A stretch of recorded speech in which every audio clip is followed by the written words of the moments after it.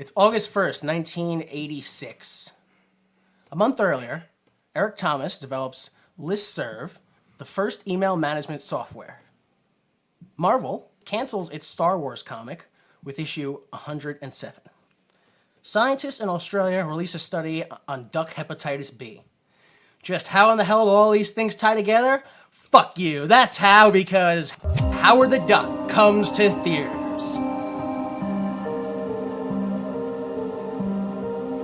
They irritate the irritated, flex perplexities, poise puzzles, magnify mysteries, impose inquiries, and coagulate quandaries. But more importantly, they ask one question. Why would you make this?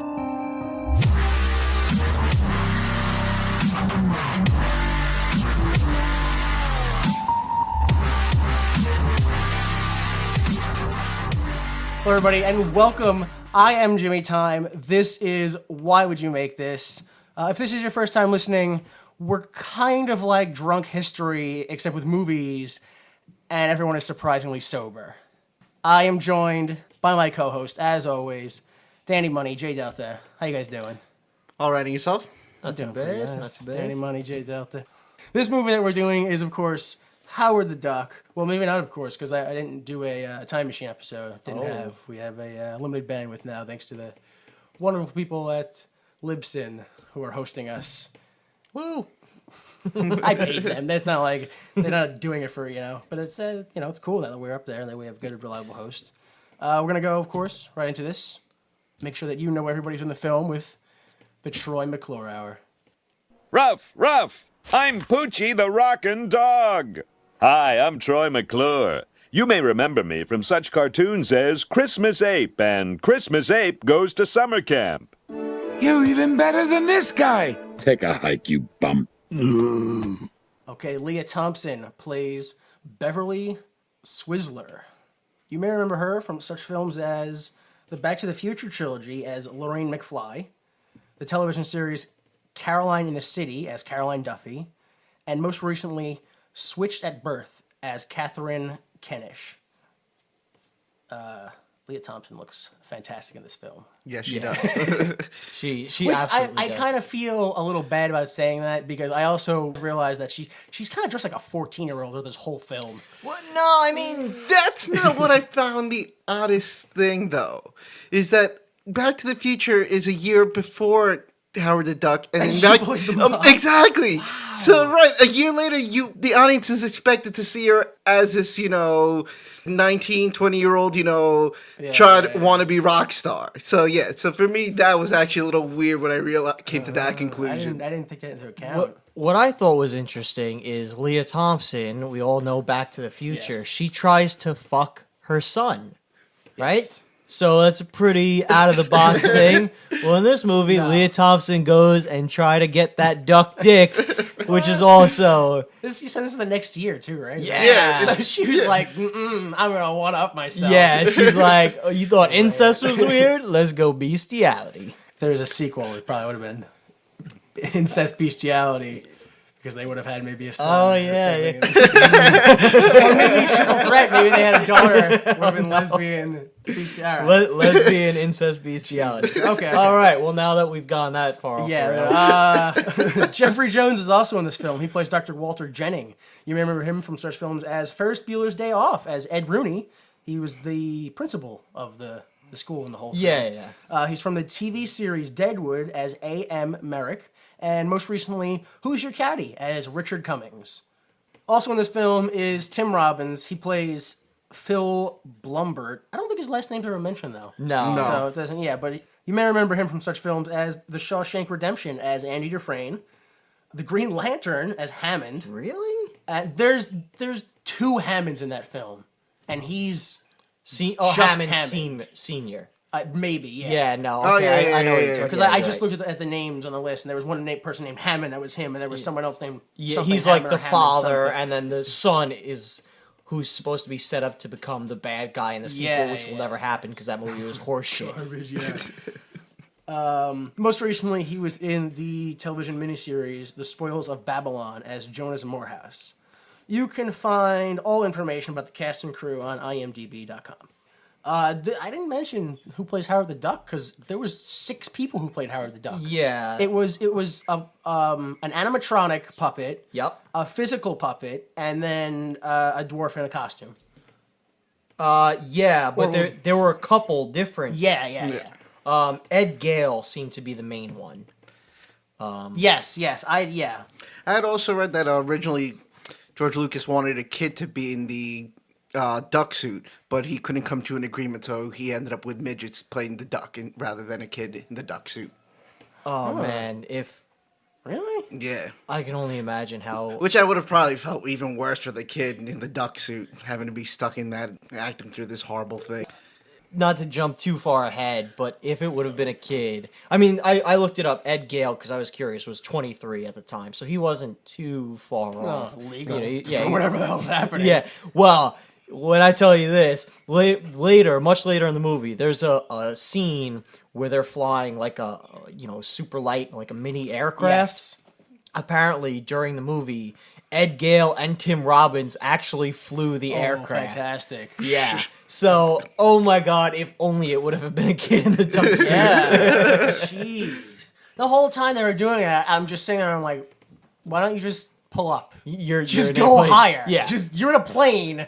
Interact in a 3D plane, please. There's a three-dimensional space you have. Well, You I guess still- we'll get to that later, because that's practically the end of the movie. He's just driving a plane on an elevated road, basically. Yeah. That's how planes work, right? yeah, of course. I mean, they're just cars with wings. Oh man. All right. Did you guys find anything special funny about this film? Or Oh, anything yeah, I you actually guys found some got? interesting things on this. This movie actually almost bankrupt George Lucas because at the time of filming this movie, he was also building Skywalker Ranch. And he was banking on the success of Howard the Duck to actually pay back for Skywalker Ranch and the movie. But when that didn't, he ended up selling CGI animations to Steve Jobs. And Steve Jobs basically bailed him out of this mess and everything with it. Well, doesn't CGI Animations is Pixar That now, becomes right? Pixar, yeah. So thanks, Howard the Duck, for all those great Pixar movies. Yeah, exactly. That's amazing. This was the first Marvel feature-length film. Oh yeah, I can't Yeah. believe there have been more. Yeah, you would think. Especially after because this, there are worse, or maybe not worse, but equally bad ones after this. Like there's like the Fantastic Four. I mean, that there's truth be told, most of them were shit. yeah, most of the Yeah. early ones were pretty garbage. But what happened is in the 90s, Marvel was like on the brink of bankruptcy, and the way they stayed out of bankruptcy and prevented getting bought by DC is they were like, all right, let's just sell off all the movie rights to all of our characters. And that's why Sony owns Spider-Man and Fox owns the X-Men. That's why it's so split up, because Marvel did that basically to prevent going out of business. fire sale, yeah. Yeah. It's crazy. And then in the commentary, apparently, one of the commentators says that George Lucas thought that the world would see Howard the Duck as a masterpiece in 20 years. Till this date, no one sees Howard the Duck as a yeah, masterpiece. nobody sees that. I do want to ask, what do you guys think this movie is rated? Oh yeah, that was something I struggled with the whole time I'm watching this film. I keep going, is this a kids' film? I want to say it was probably can't like be. PG-13, if not on the brink of rated R, Yeah. because there's a lot of scenes where I was just like, this I'm doesn't seem kid-friendly. definitely- Makes perfect sense, right? Yeah. And I looked it up because remember PG-13, the first one was Red Dawn in 1984. This was 1986, so PG-13 was around. This is a PG movie. How? A good question. Don't people die in this film? People die in horrible ways.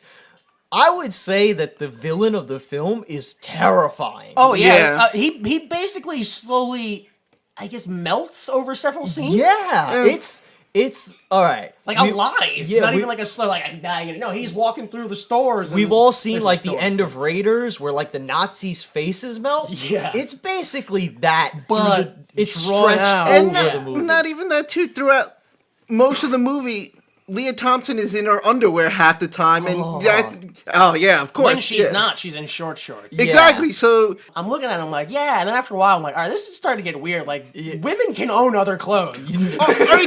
towards the end of the movie, I noticed that there was the way I guess they recorded and cut it some of the scenes at the end when she's being rescued. You notice that like she's wearing her shirt perfectly fine, but then in the next scene, like her one sleeve is hanging down and her boob is hanging out, and then in the next scene her shirt's fine, and then again the same thing. Yeah, let's not forget.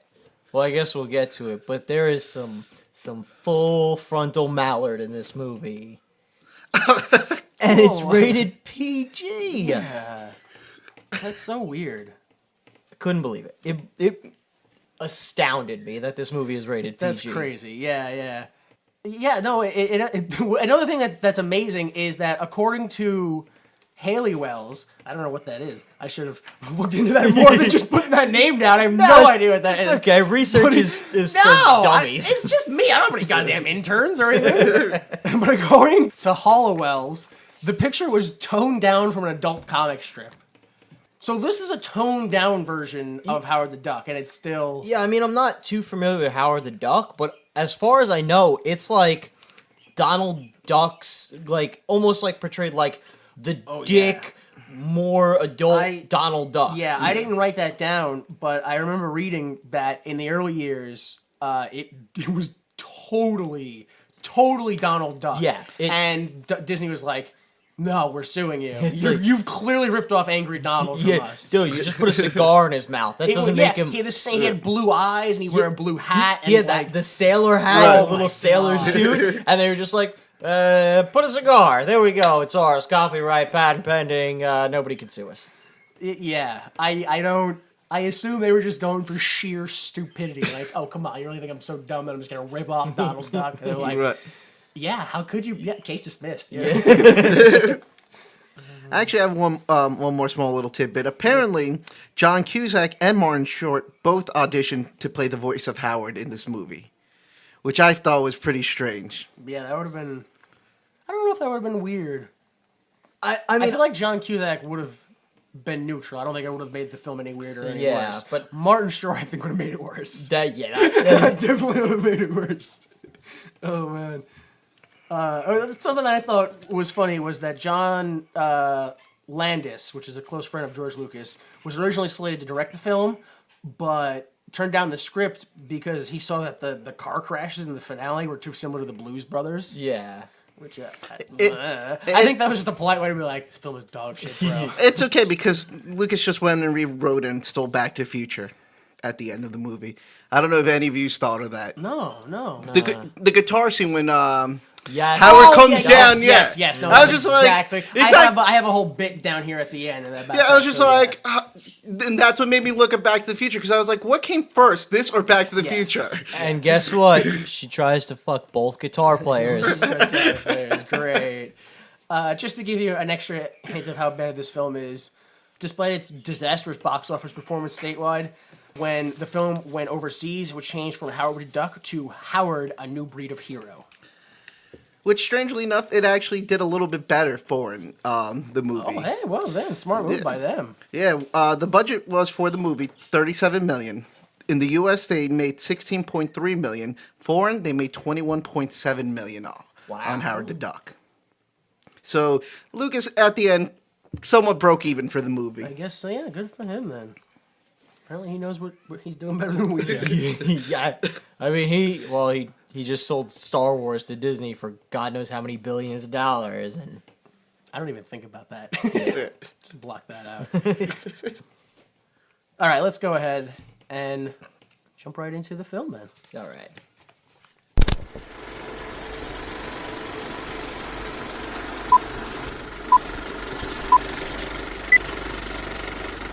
The film opens and we see the Universal logo, and George Lucas presents. Real quick, sorry to interrupt. Oh, jeez. Go ahead. Anybody else at first, when they saw the Universal logo, go, man, how far technology has gone? Oh, yeah, kind of. It's very nostalgic, yeah. Like, I felt like it was like the beginning of the Jetsons. Right, exactly. I was just like, because at first I'm like, is this the movie? And then when it played, I was like, oh, yeah, that's how the Universal thing used to be back then. Yeah. So yeah, we get some smooth jazz. We get that typical camera over the city skyline shot, and then we enter into a apartment. Let me just stop you. Yeah, go ahead because this doesn't make any fucking sense like all in right. itself. First of all, we open the movie almost like teasing, like, oh my god, this isn't a human being. This is a duck. We're watching a movie called Howard the Duck. Clearly, it's about a duck. But secondly, I fucking hate the Flintstones. I can't tell you how much I despise the Flintstones because, God, I hate all those awful puns. And this movie loves them. This movie drowns you in these puns.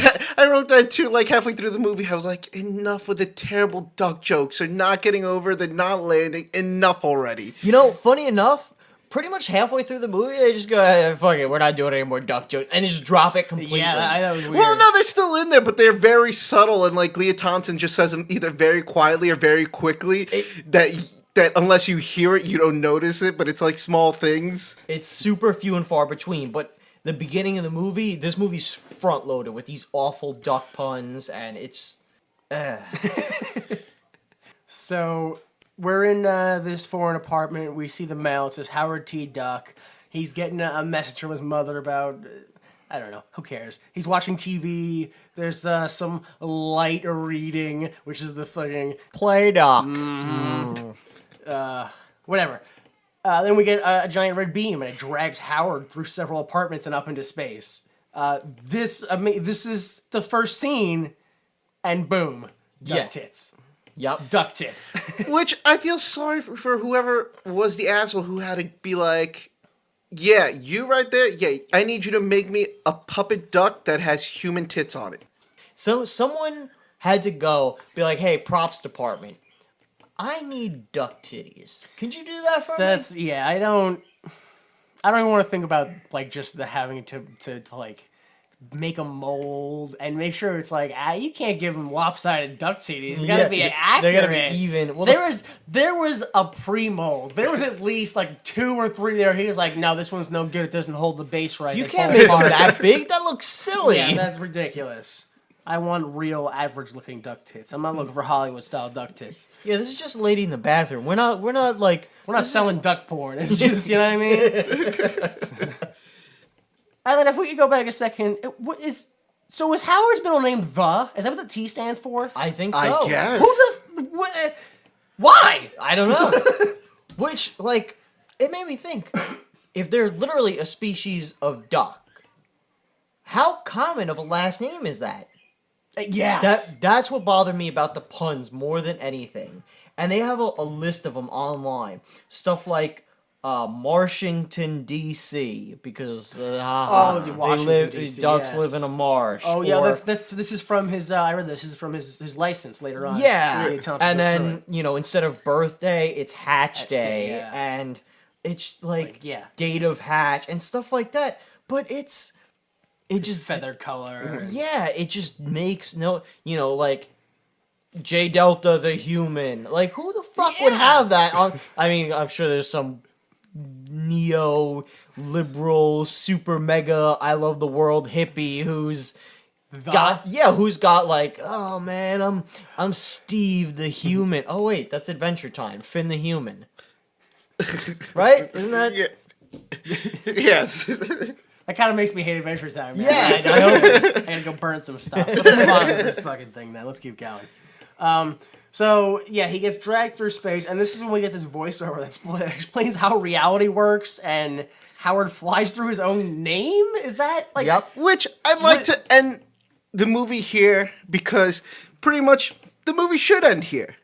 Because if you notice, the wormhole, the red wormhole that he goes through, ends right as he gets out of his own planet. Yep. He's floating through space. Mm-hmm. So how does he find Earth? Should he be technically lost in space? Yeah. And B, I don't know if ducks can breathe in space, but shouldn't he have technically died while traveling in space? I can answer that question. No, ducks can't breathe. Exactly. Nothing can. Yeah. I didn't get why it was the chair broke up in the atmosphere, but Howard was fine. Yeah. I That wondered was the that thing too. I focused on. I didn't even think about the air. Number one, he Whatever. survives in the vacuum of space for I mean, I guess he must have been traveling at Real time was at least 2 minutes. yeah. So, all right, so we're talking, factors beyond light speed. Then he breaks in through the atmosphere and lands on Earth without getting exploded into a pile of mush. Yeah, that was amazing. Because he went through an awning. So Even his chair ends up surviving. Was Well, that no, his chair? I no, think it was wasn't his his chair. Yeah, because I thought the same thing. Because No, I I was, just said it broke up in the atmosphere. yeah, he just happened to Pay land on attention to some me. random chair. Oh, I saw I it thought you burst were- into flames. He just finds a random. Went out and landed, and he was like, "Yeah, I reupholstered myself. I put a few tears back in." This movie has worse problems. I wouldn't be surprised. There is a secret, hidden background world of alive furniture in this movie that shed its skin and then reupholster themselves. Well, I mean, if we're gonna have a Howard the Duck movie, why can't we have a Phil the armchair movie? That's what I want. I want Phil the armchair to be the hero of my movie. So he, like you said, he lands on Earth in an easy chair, and all of a sudden menacing thugs surround him. Howard attempts to run, but they pick up Howard, run to the nearby rock club, and they just toss him at the doorman. Yeah. And I think he just says, "Here's your date," or something like that. And they just run it, and they're in the club. Nobody does anything. There's bouncers right there, but they're just like, whatever, sure. I don't give a fuck. And then the bouncer comes over and says, "No kids," takes Howard, throws him out of the club. Yeah. What the fuck? If he thinks he's a child, why is he hurling him out of a club into a back alley? It wasn't even like the front of the streets. Into a back alley, into a homeless woman. Guy's a bouncer, not a babysitter. He doesn't care about the kids' well-being. No kids anywhere Let is alone- his motto. Exactly. That He wasn't thinks a the club kid's wearing rule. a costume. The costume will cushion him. That was a life motto that man had. So yeah, he gets tossed into the back alley, and then he gets into a small fight with a homeless woman. We see Lea Thompson. She's playing on the stage. She's singing in a band. Howard is just running around the streets, interacting with people. There's mishaps and stuff. I don't write down everything that happens. There's too much. While that's all happening, we just keep going back to Lea Thompson singing in the nightclub, and eventually Howard just lands in a barrel and decides he's gonna sleep there. He just gives up and sleeps in a barrel. That's really sad to see someone he got tossed to a barrel, landed, and he was like, "I'm not even gonna fucking move. I'm good." Yeah, right he's here. like, I'm just forget it. done." There's no sense getting up. No. So I guess there's some sort of time jump to ahead, and we see Lea Thompson, who's walking home. Thugs attack her. I assume it's the thugs from earlier. And after a little bit of a roughing, Howard jumps up and he's like, "Enough is enough." And I don't know if he reveals it yet, but he's going to use his quack foo on him. Yeah, This is he immediately when says he gets that's it. No I know more it's a- Mr. yeah. Nice Duck. This is when it Quack starts. foo, The floodgates open. Howard comes surfing right out on just a pun surfboard. I don't know. And then even in this scene, once, Howard scares off the thugs off of Lea Thompson, and they're talking, and he's trying to figure out where he is, and throughout that whole thing, what I find weird is I'm pretty sure he blatantly says to her, "Oh, you're a human female," but yet he doesn't know that he's on planet Earth. Oh, yeah. Oh, well, yeah. How would he even know what a human is? Exactly. It's like, if you don't know what Earth is, how do you know the species that is on Earth? Yeah. Oh my Littered. God. Just littered with problems. Yeah. Oh, are you kidding me? Jeez. Even that same scene, what I found so retarded and so ridiculous is, they're doing their whole thing. Oh, this is Cleveland. Oh, the planet's Cleveland. No, the town you're in is Cleveland. And then they decide, oh, okay, we're going to go our own separate ways. If Lea Thompson knows that her house is down the block, why does she wait the 2 seconds and be like, "Oh, what's he doing? I don't know what he's doing. I'm just going to wait here. Oh, he's backing up. Let me back up and see what's going on." Yeah. It's like, if you wanted to go down on him, just say it on the first time, do it in the alley, and get it over with. Jesus Christ. Amazing. You think that was her thought process? She was like, "Well, thanks for helping me." She's like, "Maybe I should repay him with a blowjob." Not for nothing, but for a guy she just met, she got pretty naked. I understand it's her place, but No, That's what I'm saying. she is pretty naked, pretty quick, and coming onto him very fast. I think. Oh my God! So- There's a scene where she is 100% ready for that duck dick, and he has to be like, "No. The guy is turning down the sex for whatever reason." Yeah. He was very scared. Which, I mean, I guess you should be. It's a different species. I don't know. Nobody knows how that friggin' stuff works. I mean... Yeah, well, he does have a penis, because we see a condom later. Oh, yeah. That's right, we see, the next scene. Is that when were... Oh, yeah. I wanted to look that up. When were condom wrappers invented? Why would he just have a loose... Like, what is he looking Maybe that's how it works in Duck Planet, so you don't have plastic wrapping They don't around the have condom. friction? Like, what? Yeah, public service announcement from, J Delta. yeah, public service Another announcement. friendly life lesson. Do not ever. Off to a fantastic start. Are you recording this, people? Are you writing it down? This is good stuff. Do things. Never ever put your condom in your wallet. Friction will destroy it, and then it'll break, and then you'll have unwanted children. Even if it's in the wrapper. Yeah, yeah. It's not the... Yeah, it doesn't matter. And if it's out of the wrapper, Just, it's garbage. yeah, that's it. You either use it or you throw it away. He found that, didn't he? He just found that. Why would you buy a condom, take the wrapper off, like, I'll just put it in my wallet? Well, he Well, did- maybe he's just really cheap and was like, hey, I can use it again down the road. I'll just wash it out and roll it up. It And could be. There's some people who do I that. mean, I'm not judging Howard the dog. It was a tiny condom. Should. It was a tiny condom. So I'm assuming he didn't. If he found it, he didn't find it on Earth. So did he? No, that was not the implication. We've seen his entire journey from his planet to Earth. I'm not going to imply that there was some point when he was, I don't know, tossed the homeless woman. He was like, oh, I'll pick this up. And Wait, then, he was. What was in that barrel he was in? Just nothing. loose condoms. Loose baby condoms.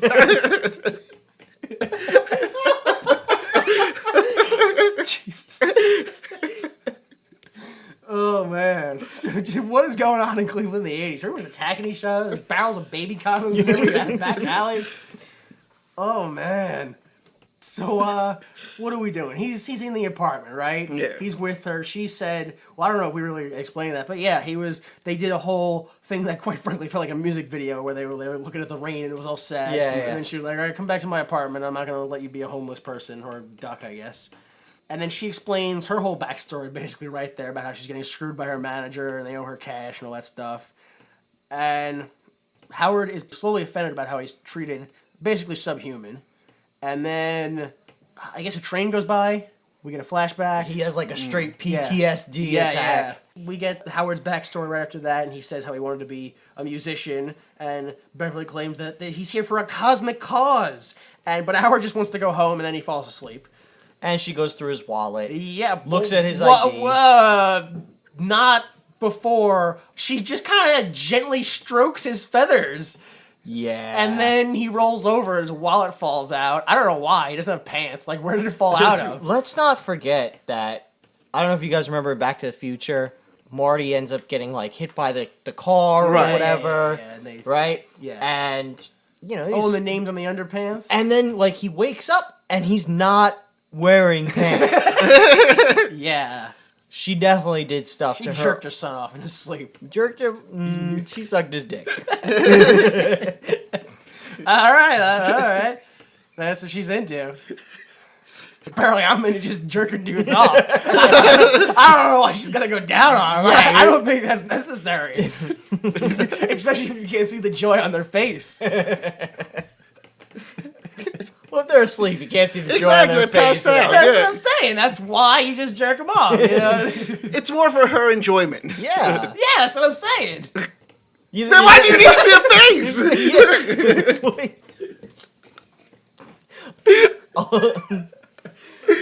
What am I saying? You're saying that she jerked him off. I'm saying she sucked his dick. Yeah.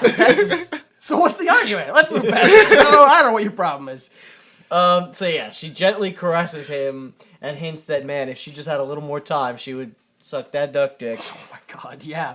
And starts going through his wallet. We see his IDs from Washington, D.C. And then, I can't tell you how much this bothered me. She pulls out money, and it's their dollar bills. And they're literally just $1 bills that someone drew a duck face on Washington. Washington, yeah. Like, he has the hair and everything. Why would he have a wig? Yeah. Like, No, this is crucial to the movie. Now here on planet Earth, Washington D.C. Yeah. Who's that named after? George Washington. That's George Washington. Yeah, what? Yeah. So are you telling me that guy was Marshington? Like that was George Washington. This is General President Marshington. Clearly. I fucking hate puns. I can't tell you how much. Yeah. I was waiting for something to happen. It's a living. Well, what I find weird is throughout the movie, whenever someone refers to Howard as a duck, he gets all offended. But Lea Thompson's character calls him Ducky throughout the whole movie. Yeah, I thought that was insanely racist. Exactly, which he seems like, oh yeah, that's fine, no problem. Which makes me wonder if Ducky was in the script or if she was just like, I don't want to fucking call him Howard. I'm just going to call him Ducky the whole fucking movie. I thought that was so weird because in the beginning she's like, oh, can I get you another drink, Mr. Duck? And he's like, it's Howard. No, it's Mr. Duck. Duck's your goddamn name. That's a very perfect way to describe him and address him. I have no idea why he was offended. Yeah, what the fuck? I'm like, oh, do you need help, Mr. Delta? I'm like, oh, it's J Delta, actually. Thank you very much. Yeah. Yeah, I didn't get that. And then he's perfectly fine with Ducky, which I don't. If we're on the topic of racism, Go for it. I just want to say, like, when way at the beginning, when he like gets taken off planet Duculon or whatever, Yeah.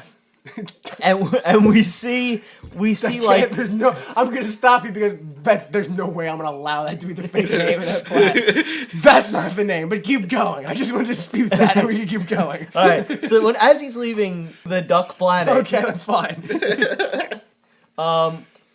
we see him like fly over, and we see like a black duck and a white duck, and like to me, I was like, I didn't notice that, but oh, there's a black Okay. duck, and I was like, this is blackface. I was like, this seems like and maybe it's because like in cartoons or Donald Duck is white and Daffy Duck is pitch black.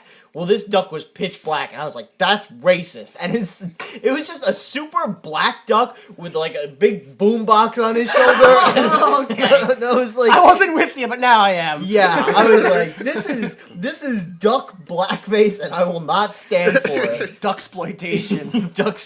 Ducksploitation at its worst. and it's only. Yeah, I guess. Okay, so yeah, the next day we get, quite frankly, which is just more racism. I Yeah. feel they take a taxi to during the scene in the taxi they explain they're going to a museum to see one of Beverly's friends. But Howard's in a trash bag the whole time with Yeah. holes in it so he doesn't suffocate, I guess. Which it looks so awkward.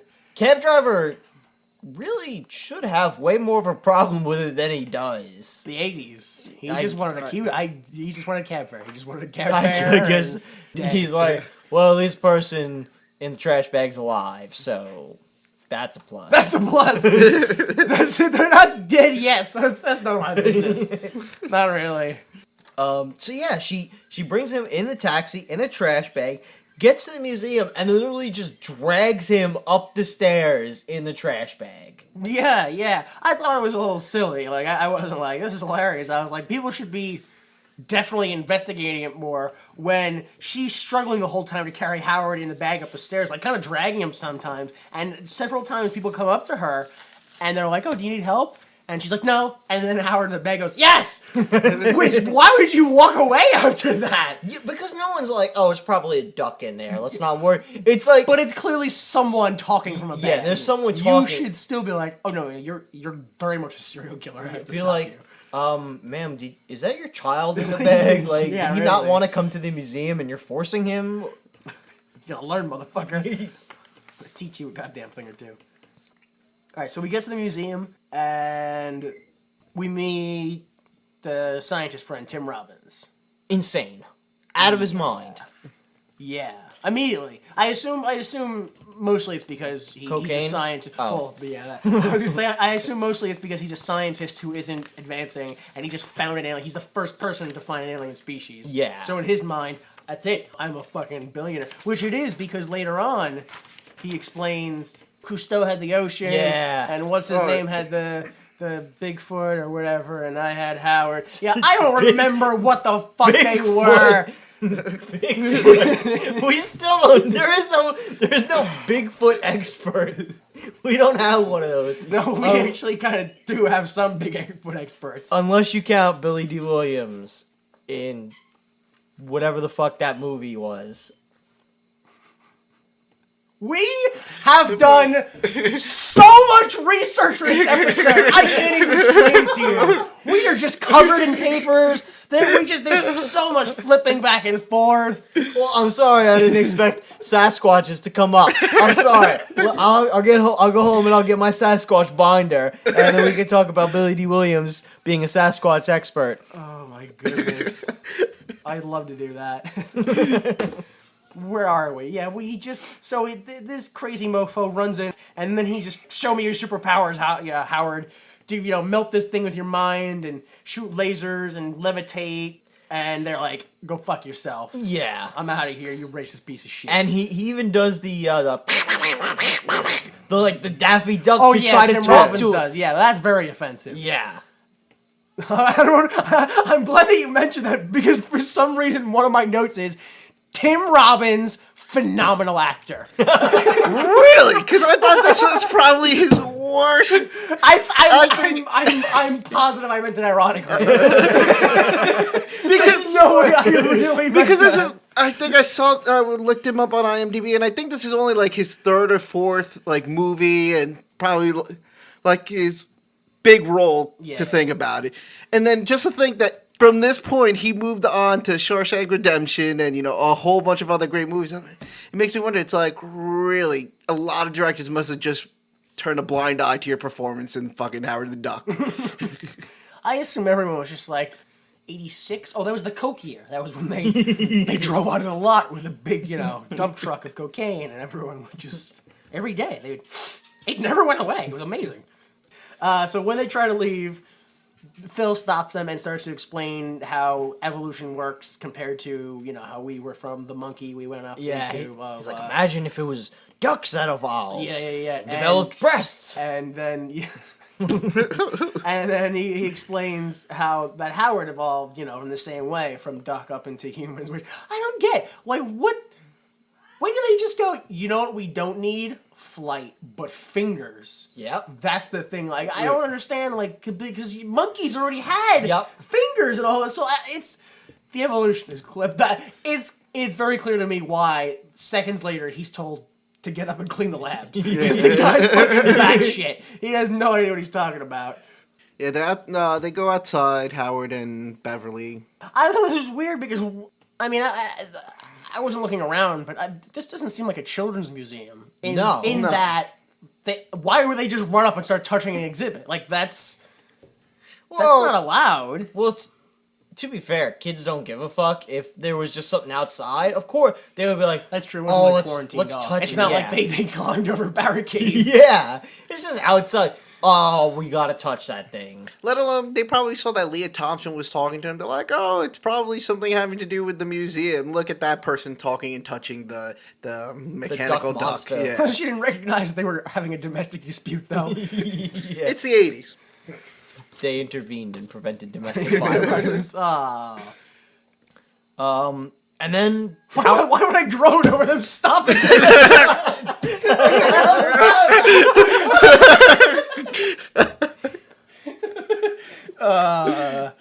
That's not good. All right, so Howard realizes he needs a job, so he goes to the Office of Employment, and this is when we get the very large black woman who's like, I find the worst jobs for everybody who considers themselves controversial. I guess she was like, oh, here's another one of those freaks, because, think about it, this is when people started getting piercings and tattoos, and obviously it goes piercings, tattoos, like full body duck face modification. Like furry displays. Yeah. Right. And, she's like, I ain't gonna have no man tell me what to do. I believe those were her exact words. Very strange. It didn't apply to the scene at all. Yeah.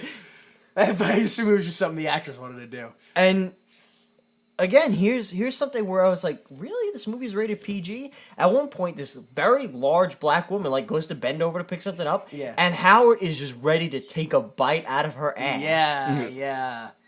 And but luckily, of course, she turns around and puts the job order in his mouth. Yeah. Quick enough, but then laughs as if she knew exactly what was gonna happen. Yes. Like that's like all the time. I can't tell you how many people come into my office and try to bite my ass, and then I give them a job. It's great.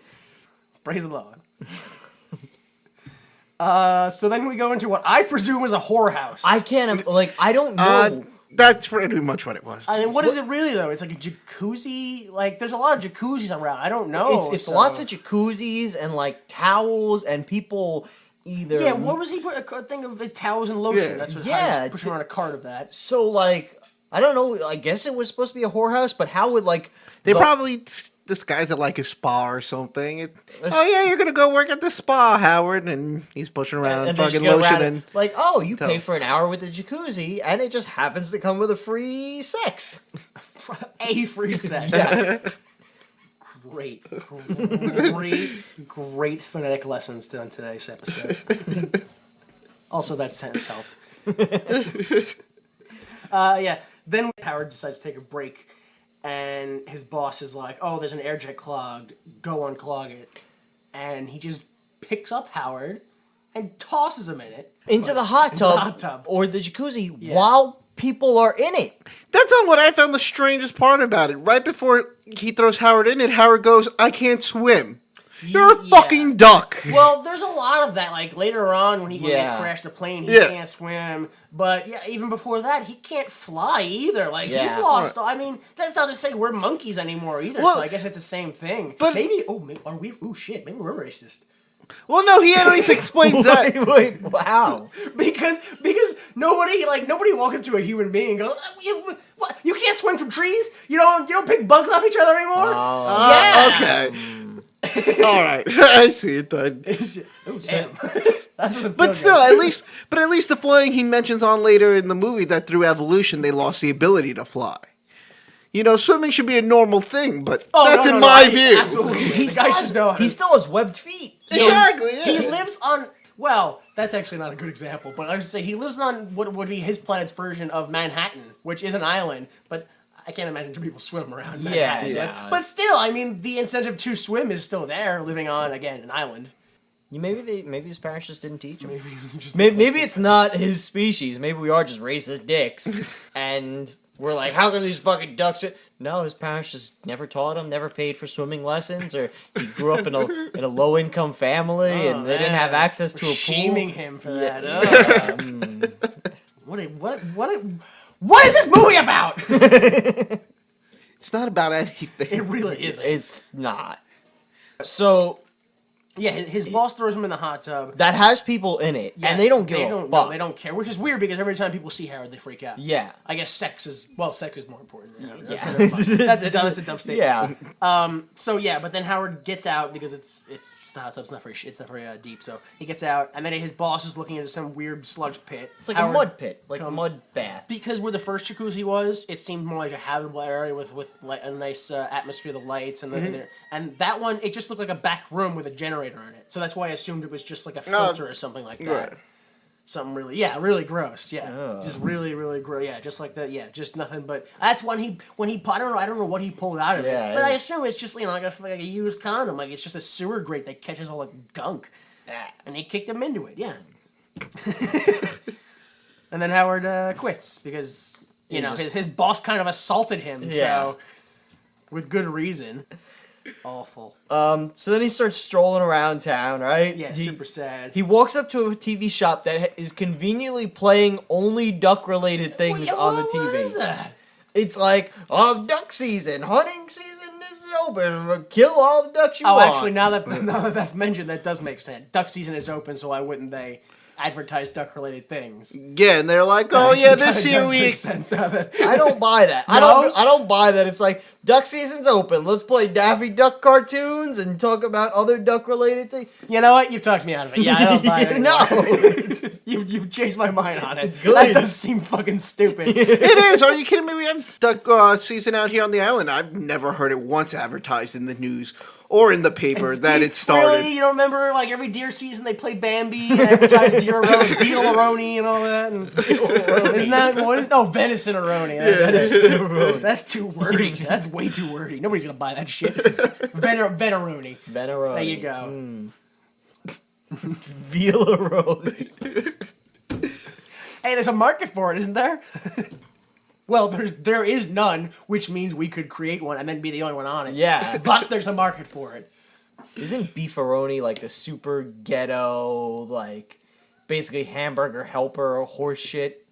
Oh yeah, I've always thought it to be kind of like. No, I'll just go and buy ground beef myself. So veal-a-roni, isn't veal like, oh, this is quality, like soft tender baby lamb. This is good. Who's gonna buy the ghetto, like, oh, this is the defective baby lamb? the grade D lamb meat. The grade D baby lamb meat. Well, no, actually, that's not the case because with beefaroni, they give you a box with macaroni and seasoning, and you buy your own beef. So it's probably the same thing. So, yeah, I'm back to my original statement. Yeah, that's why they're doing it, because of duck season. Should have stuck to my guns. Guns that I used to hunt ducks. And can I just say, are they really gonna, if they're doing that, if they're playing it, if they're playing Daffy Duck on TV because it's duck season, you're gonna tell me they don't play the episode with the rabbit season, duck season? I don't buy it. Son, I don't know when we came into the marathon. Could be gonna happen, could be coming up. Marathon. It's gotta be a marathon. You gotta take advantage of that, son.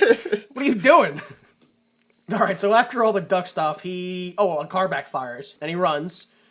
Conveniently, right back to the same back alley he came to on Earth, notices the nightclub, goes, well, I give up, goes back to Beverly. Which what I find weird is, how does he get into the nightclub the second time after being thrown out by the bouncer the first time he goes to the nightclub? You're still caring about this film? Like, who gives a shit? I know, it's just the inconsistency, man. Don't The forget, inconsistency. don't forget, if we were worrying about plot holes, Howard would have died the second he exited his planet's atmosphere. Yeah. And it'd just be a duck corpse floating through in space. at least 3 ways. They probably would have made more money that way. just an hour and a half of a duck corpse floating through space. It would have been the original Gravity. You think Sandra Bullock is a duck corpse? No. No, George Clooney's the duck Exactly. corpse. Oh. Okay. So Sandra Bullock is the leading. armchair. Okay, so he's in the rock club, presumably because nobody ever looks down. And Beverly is singing songs. All of a sudden, Beverly just stops singing mid-song and goes, it's too depressing. Which is weird because, like, don't you know what your own songs are about? Like, why would you get halfway through a song and go, oh no, that's right. This is the sad song. Yeah. Oh, this is a sad part. I don't want to do this no more. Let alone even before that. You're not going to cater to your demographic. You know you're in a club full of punk people and you're going to sing a slow song? Well, I mean, not for nothing. It did seem like a pretty quiet night. Maybe she should play sadder songs Yeah. more often. I guess, I mean, think about it. She plays rowdy music. People are like, fuck yeah, let's trash this place. She plays, like, mellow music. They're like, man, this kind of bums me out. It's like she go I guess- home and be a dad. That's it. I guess I should stop being a punk rocker, get a real job, suit and tie, settle down, have a wife, kid, family, nice white picket fence. 401k. Yeah, I should invest in my 401k and think about retirement. That's now in my mind. All I can think about is Guile being punk rock because in Street Fighter, when you lose to him, he's go home and be a family man.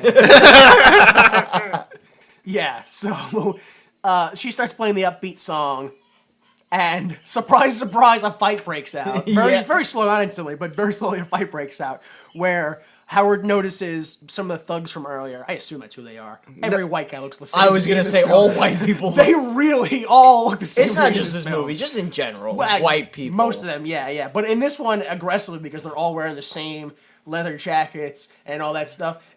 But yeah, so Howard notices Beverly's manager and his goons talking to each other and how he's not planning to give the Cherry Bombs, which is Lea Thompson's the band's name.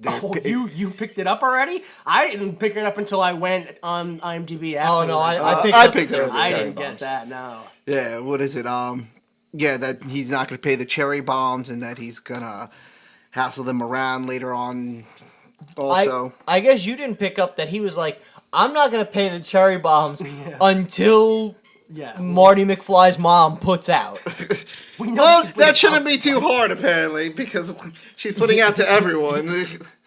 She's putting out to everyone, I guess, except the one person that she should, because he's got all of her money. I guess no, I shouldn't say that. What are you enabling? What is this conversation you guys are having? No, I changed my notes. I changed my mind mid-sentence. I abandoned ship on that. I am not encouraging any kind of forced prostitution. So yeah, Howard is like, no, fuck that shit. Starts quack-fooing him, and the band just continues to play, despite the fact that there's a fight going on, which, again, enables it, has to. Yeah. We've heard it's science. I've said it 3 times now. It's done. Yeah, I mean, I've written an academic article about it, so. Yeah, then he starts making demands about, give me the money. Yeah. Let the girls go from their contract. He says no. They throw him. He comes back. They start fighting. Then I don't remember exactly the fight scene, but he gets everybody kind of away from him. Then he picks up an ice pick. Yeah. And threatens to just, I don't even know what, just stab. I guess I feel like there should be a he better does way. stab. He stabs, and at this point, the manager's out of frame, and he just stabs down, and everyone in the bar goes, oh! And you think, oh yeah, we just watched a murder. Yeah. I'll give you that. At first I was like, did they really just fucking go for that scene? And then when I saw what it was, I was like, oh, okay. Yeah. All right, that's not too bad. And then it pans down or cuts or whatever, and the ice pick is like through the guy's earring. And he picks up another ice pick because every bar's got 2 right next to each other. Why wouldn't they? And he threatens to make the ear hole in the other ear himself. Yeah. I will say this movie did get a couple of legitimate laughs out of me.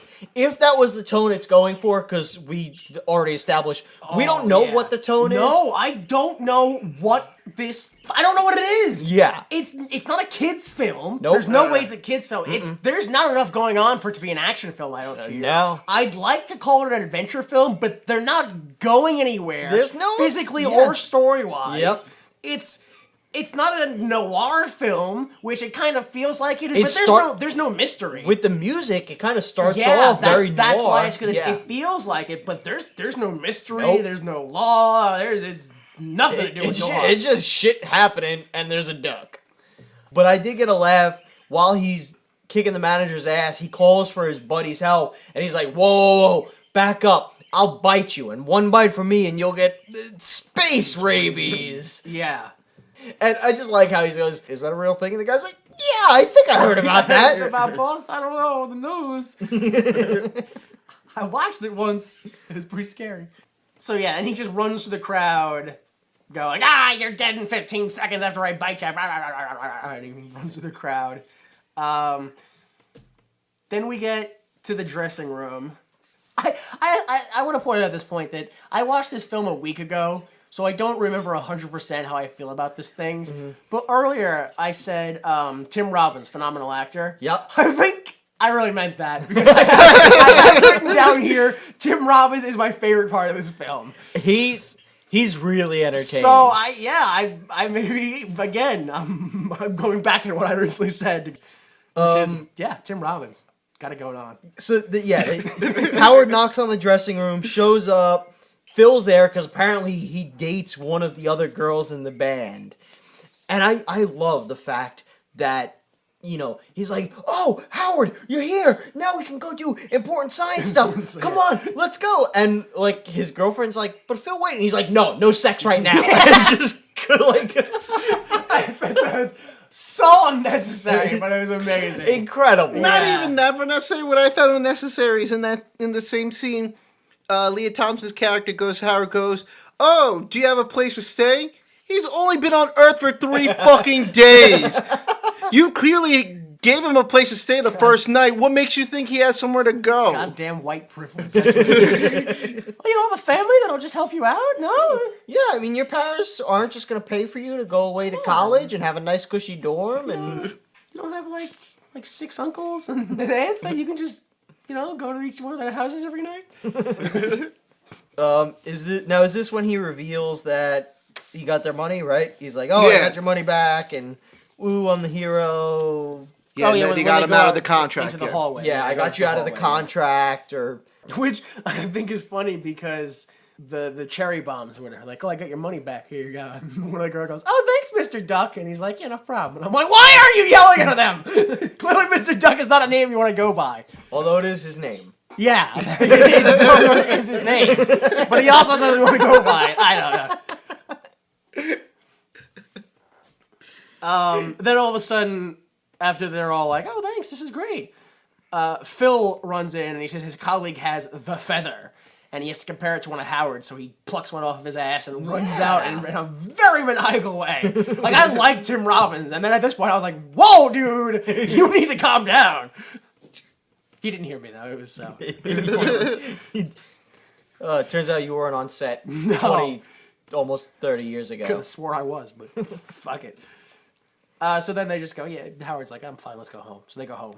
And this is where, like, Bev shows that This is the fucking scene that makes the whole movie worthwhile. I gotta say. Oh, yeah. Because she's like, well, you're just staying the night, but I'll just get practically naked. I'll take off my pants and lay in bed. And hey, why don't you lay down with me and we'll watch some David Letterman. And you gotta love how, a couple of times I feel like they did it in this scene. Like, they made sure that, like, her in her underwear bent over was, like, in the middle of the Yup. shot. Oh, yeah. Yeah, that's absolutely the focus. Yes. And I don't know if it's like that was playing the focus or they started shooting and the cameraman was just like, oh boy. And just couldn't resist. So yeah, they're in the bed, yeah, and then she's pressuring him Yeah. for the kiss, like Yeah. really like inches away, like, oh come on, Howard, just one. And he's like, no, oh my god, like clearly terrified, and then she's like, I'm just kidding, Howard, and it's just no, you weren't fucking going. weren't, You weren't kidding. no, you weren't. You've played it off very well, but you were definitely not. So yeah, and then she gives him just one little kiss, and she gives him a kiss, which again proves that you were not kidding. No. Yeah. People who are kidding don't go, I was just kidding. No, seriously, let's No, kiss now. yeah, Yeah, let's- just a little bit, just the head, just put the head in. So she kisses him. Make that very clear. She kisses him. Yeah. She was on top. And then, extra creepy, fucking Phil, the scientist, well, the not scientist, walks Is in just with, there. just walks into her house with two colleagues. He's like, hey, you guys having sex? Because we got to talk about That's science. that's what the silhouette looks like. Yeah. Because there's apparently a thing that divides her room and her bed is a sheet with a light behind it. Yeah, with a light behind them, and then a sheet, so that if anybody Yeah. walks in, they can clearly see the silhouette. Yeah. Terrible. And then I think one of them was like, this defies all the laws of nature. Yeah. And then Tim Robbins shows up with, does he show up with Dr. Jennings? Or Yes. just, Yeah. Yeah. I want to make this clear because I thought it's Dr. Jennings. There's no S on his name. Oh. Yeah. Oh, okay. Yeah. I thought it was Jennings. No, his name is Dr. Jennings. I want to go off on a side note It's here. so weird to me. I had to delete so many S's from my notes. Oh, there's an S. I didn't get them all. I took a German class in college, and I had a professor, motherfucker, refused Yes, I refused remember this. to remember who I was and just call me Mr. Jennings. Yes. And literally every class, I close. would walk in and I'd be like, I'm not Mr. Jennings. He'd be like, Mr. Jennings, you didn't bring in your test for the last class. I was like, I was here, I took the test, and I'm not Jennings. And like everyone was like laughing and like, but he was just an insane German guy and he just didn't care. get it. Holy crap. That's insane. That reminds me of my biology teacher one time. He was like, what is the difference between DNA and RNA? And he pointed on me. And I was like, oh. And he's like, yeah, that's right. And I was just like, okay, sure. One of the students was like, no, mister, he didn't even say anything. What are you doing? And he's like, yeah, he did. You said, and he was like, yeah, I did. Yeah, Yup. yeah, I did. White privilege. Hell yeah. So yeah, the scientists, right? Dr. Jennings and Phil show up. Someone literally said, all right, well, we need an explanation for how Howard got here. And someone was like, lasers. Lasers. George Lucas was. That's who it was. Well, laser sword. We can't use swords. Nah, just take the swords out. So lasers. Yeah, what's wrong with lasers? like they're retards. What's wrong with you? Why wouldn't you put lasers? Duh. Have you seen Star Wars? Yeah, that's what I thought. I'm gonna go build a ranch. So yeah, he says that we could take it back tonight, Howard. So Howard's like, all right, I got to pack. Let's go. The whole time Phil's like, no, stay. We can go on Oprah. And Yeah. there has to be so much more going on in this film than we're seeing. Oh, yes. There has to be. There is so much subtext in this movie. It has to be. I mean, it comes up like 2 or 3 scenes later, but she shouts, "He's my boyfriend." Yeah. About Howard. Yeah. We'll talk about it right now because it's. But so was she just saying that to shock them to get them to stop, or she meant that, right? No, That's the way I yeah, understand no, I it. think she means it. Yeah. She meant meant that. yeah. She's really in love with Howard, and they're. I mean, not officially yet. Obviously, there was no discussion of it, but according to her, they're officially dating. Which is funny because that's one of the things he brings up when she's trying to put herself on him. He's like, if we do this, what's going to happen? Do we get married? Do we do this? Do we do that? Do we get a house? Do we get a kids? So yeah. So apparently she has thought ahead. It was like, yeah, this is my baby's daddy right here. That's what she's doing, yeah. So then, whatever, they decide he's got to go. He's got to go back home. So they're on the van on the way. This is when Phil talks about what I was saying before. He talks about how whatever famous people had their famous discoveries. Yeah. In Bigfoot. And I don't know what the fuck. Yeah, Cousteau had the ocean, and then Billy D. Williams had the Bigfoot. I don't feel I should have credited that to Billy D. Williams. That's you. So whatever. All right, and they arrive to Technics, I think it's called. Dynatechnics, yeah. Yeah, and nobody's there. They go inside. There's an alarm blaring. Everyone's like running and panicking. Yeah, and... yeah.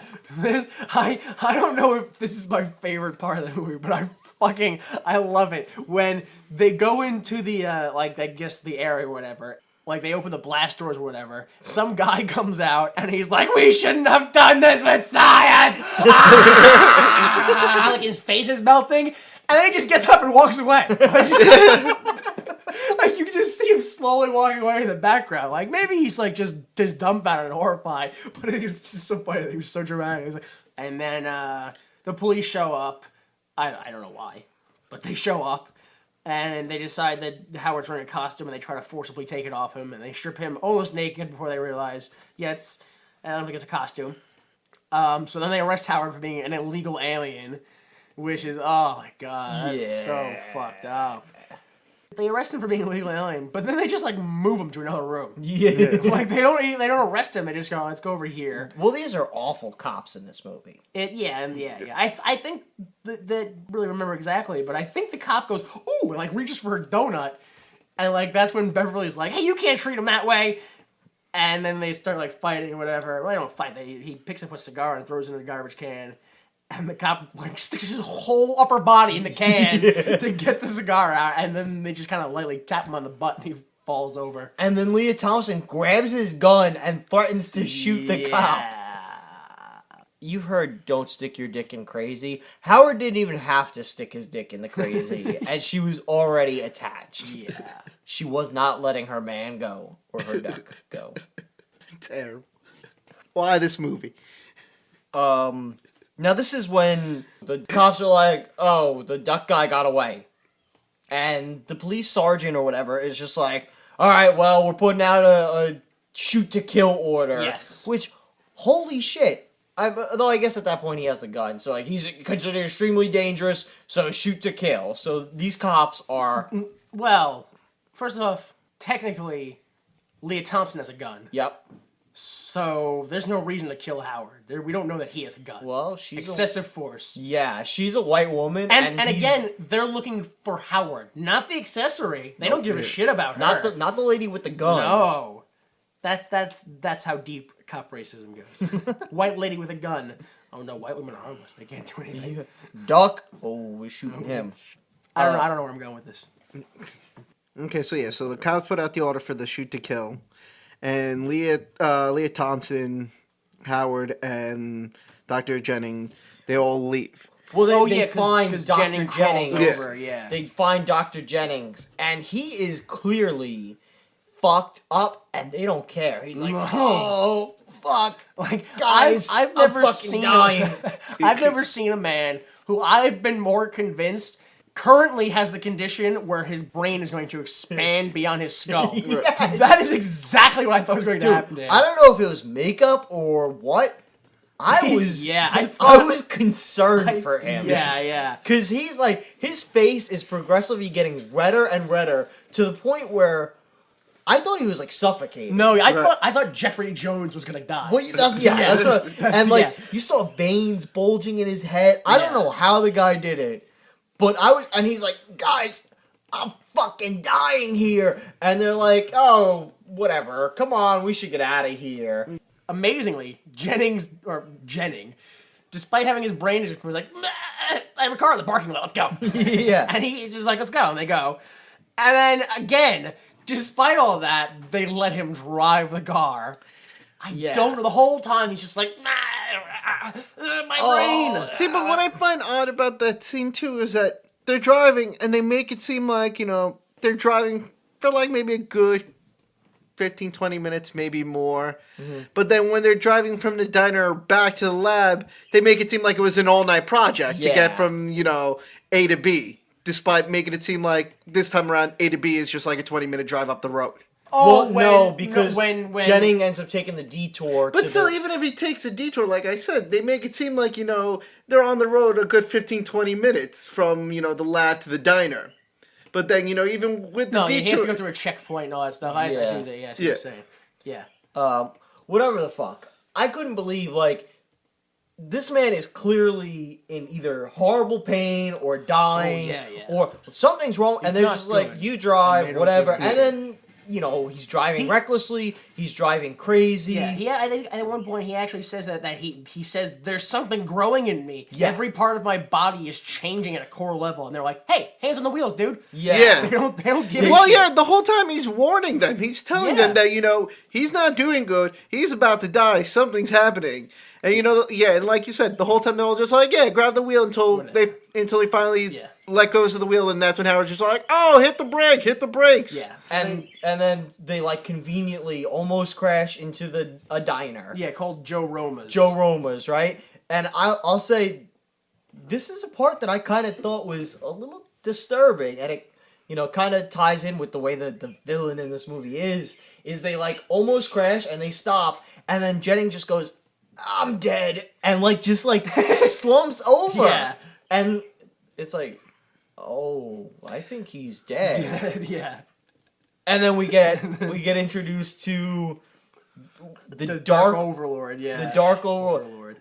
And it's literally like Jennings just sits up and just goes, now I feel better. Like he throws on his weird voice, and they're all like, whatever. Fucking scientist is acting zany again. They're so preoccupied with just being confused about the moment that they don't even care. Exactly. What was I going to say? Yeah, like, at this point, Jennings is supposed to turn into the Dark Overlord and supposed to be the big bad guy in the movie.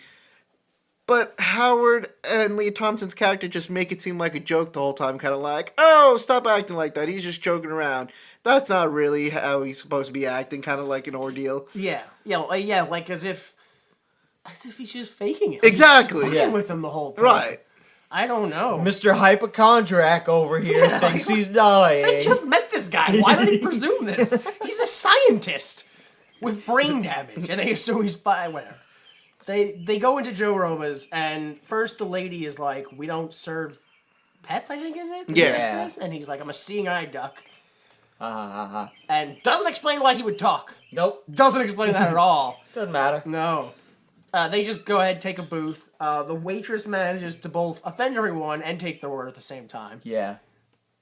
Jennings explains again that he's the Dark Overlord. And whatever, some things. And They order, 3 specials and 3 beers, right? Yeah. So the Dark Overlord explains all the things he wants. They get the eggs, they freak out.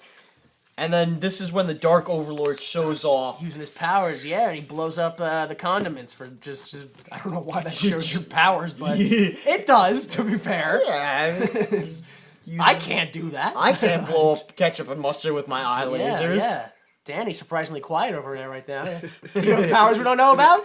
I'd like you to publicly state that you can't do that to condiments. No, I can't. Oh, thank you. All right, that's okay. All right, it's on the record. Call the government off. It's good.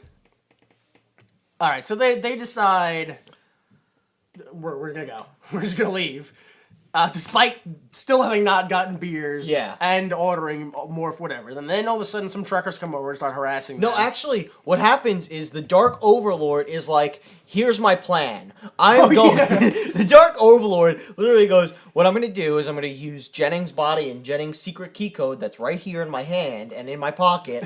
I'm going to use this to call more Dark Overlords back to this planet, and we're going to take over and fuck shit up. And then Howard's like, all right, well, you're not going to do that. And he just takes the key code and goes to leave. And the truckers, you know, they're like, well, here we got ourselves a duck. We're going to fuck him up. So yeah, they like start harassing him, and Howard starts to fight back, and they kind of get pissed off, and they're like, yo, fuck this, and they lift him up mob style and just drag him over to the kitchen. Well, no, first they like do a lap around the restaurant. Yeah, And that's true because they do go they around do a to the other full lap, side. just carrying him in the air. Yeah, because they're sitting next to the kitchen, and they go, well, let's go around to the other side. Let's go to the bocce grill. Let's take the long way. Scenic route to murder. And here's another part that, again, I got a legitimate, like, laugh out of. As they're, like, hoisting him up, and they're like, yeah, let's fucking kill this duck or whatever, Beverly's like, Jennings, how come you... What? Do something! And he's just like, he took my eggs. It was like, all right, you got me. Especially because that was, like, 10 minutes. That was so long ago. She took my eggs. Yeah, I was like, wow, the Dark Overlord actually cared about eggs? Is he depressed right now? Is that what's happening? This guy just made things blow up. He's like, with my eggs. I don't have eggs. That's not fair. So yeah, they're hoisting him around and getting ready to chop him, and then that's when she drops the bombshell. He's my He's boyfriend. my boyfriend. And they're like, that's sick. Yeah, Now what? we're definitely gonna cut him up. Yeah. He's corrupting our women folk. Now we have to Yeah, kill we've him. gotta kill him. Before it was just like a pleasure thing. Now Yeah. this is like government regular. Way to Yeah. go, lady. We were just kind of fucking with him, No. but Now it's a moral like obligation. also we're Valley Girls now. It happens. Yeah, I mean, you know, redneck truckers, Valley Girl, it's... You get them upset, and that's how they start talking. Actually, that's immoral, you guys. Like, no, we have to murder him. I wanted to get my nails done. Ugh. So eventually, Jennings is provoked enough to attack. I think they call him names or something like that. I forget exactly what it is. Yeah. Oh, no, they talk about something, and she's like, oh, see, they're saying they're more powerful than you, or... Oh yeah, Some- just some basic reverse psychology. Yeah, dumb shit. She tricks Yeah. a Dark Overlord of the universe into, like, standing up, and by this point, he looks, you know, pretty methed out, and he just, like... That actually is a pretty good description. It's like if some 80-year-old guy was like, I'm gonna do meth, and just stuck to it, like really hardcore. Yeah. And he goes, like, full carry on them, and, like, shit starts blowing up, and, starts like... hucking knives around the room. Yeah, knives start flying, and he frees Howard for whatever the fuck reason. Yeah, he thought it would be clever to just make a knife land very close to his crotch. Yeah. Whatever. And then just the amazing, I don't know if it's stupidity or sheer confidence and bravery of these people. After him blowing up a light bulb from very far away, making a knife fly around the air, right? Yep. They were like, all right, now give me the code key, and he goes, no, I'm just gonna attack this guy with a butcher knife. Like, the guy's like, that was all bullshit. That was all bullshit. I know this is the first time I've ever seen this guy in this place, but that was all like some Hollywood trick. Yeah, it was like, he had this shit all set up Yeah. beforehand. I've seen, Hardline Tonight. He's like, this is a movie. I know we're acting. The actor was like, I can't take it! My good name will not be blemished anymore! Jeffrey Jones revealed he's the real devil and just started terrorizing the set. Lucas was like, keep rolling, this is golden. We were gonna have to pay for lasers. Yeah, so the guy runs at him with a knife and he just force pushes him through a wall. Yeah. And then, I don't know why, but after that happens, several other guys are like, oh, well, more guys need to attack. That's the thing. It was one, if we come at him one at a time, he can take us all. Yeah. But if we do it at the same time, he'll get overwhelmed and just cry. It'll be good. Yeah. So That does not fucking happen. No. He blows up like half the place. yeah, well, he pretty much blows up the whole place, sends guys flying out windows and fire and lightning and Yeah. it's pretty much the whole apocalypse. shebang bang. Yeah. And they just run. Howard and Bev, they go to run out, but then he focuses his powers on them, makes them float, puts stuff in their way, takes the key card, takes Bev, and then just leaves. He's like, I got what I need, I'm leaving, man. Yeah, he's like, well, we need more bodies for the Dark Overlords to grow in, so it's gonna be this bitch. Yeah. It's also, it doesn't help that the people in this scene are like extra stupid sometimes. Like when Jennings starts using his powers, I think the chef, he's like, oh, he must have had the chili. Why would you continue to serve the chili then? If you see that and you go, oh, you know that meal we serve? That's a common result of that. I'm so glad I made it serve that to people. It commonly makes people shoot lightning out of their eyes, but it's kind of popular. It's kind of, yeah, I like the spicy taste. I don't know. It's good stuff. The Dark Overlord or Jennings just takes off with Bev. Like, they just hop in, this big, 18-wheeler, semi-cab, and he's like, all right, let's go, and just starts driving away, right? They kind of try to run down Howard first. Yeah. Howard's like, hey, where'd you guys go? Yeah, and at this point, the truck drives straight over him, but, underneath. And Bev's like, oh my god, you killed Howard! Everyone morphs into a Valley Girl at this point in the film. It's the only way to enjoy it. Yeah, so he just drives away. He's like, yeah, whatever, I don't give a shit. And he starts mid-scene, Jennings just starts to fall asleep. And he's like, I need energy. like a kid coming out of Sugar Crash. This was fucking horrifying. I thought. The fucking he dick opens comes out of his mouth, and then the alien dick just reaches on out and just plugs into the cigarette lighter. Well, it doesn't just plug into the cigarette lighter. It kind of goes, I'm gonna molest Lea Thompson. No, I'm not. Why you so jerky? That's not what you so crazy, girl. I ain't gonna touch you. So yeah, we go back to the diner after that, and the police are there and they're trying to get everyone's account of what just happened, and we find Phil is in the back of a police car. No, Howard's in the back of a police car. No, Phil is. No, Phil's in the back of the police car. I agree. It doesn't Howard, make any fucking sense. Yeah, you're right. There's no reason for Phil to be at Joe Roma's and then get arrested there. Yeah, and Howard, No, you're right. And then Howard's posing as a law and order. Wait, so hey, if we could back up a second, where was Phil then? Because he was at the lab. Yeah, he was at the lab with them. So he was just in the lab, and then cut to the police show up, and then we're done with Phil for a while. Yeah.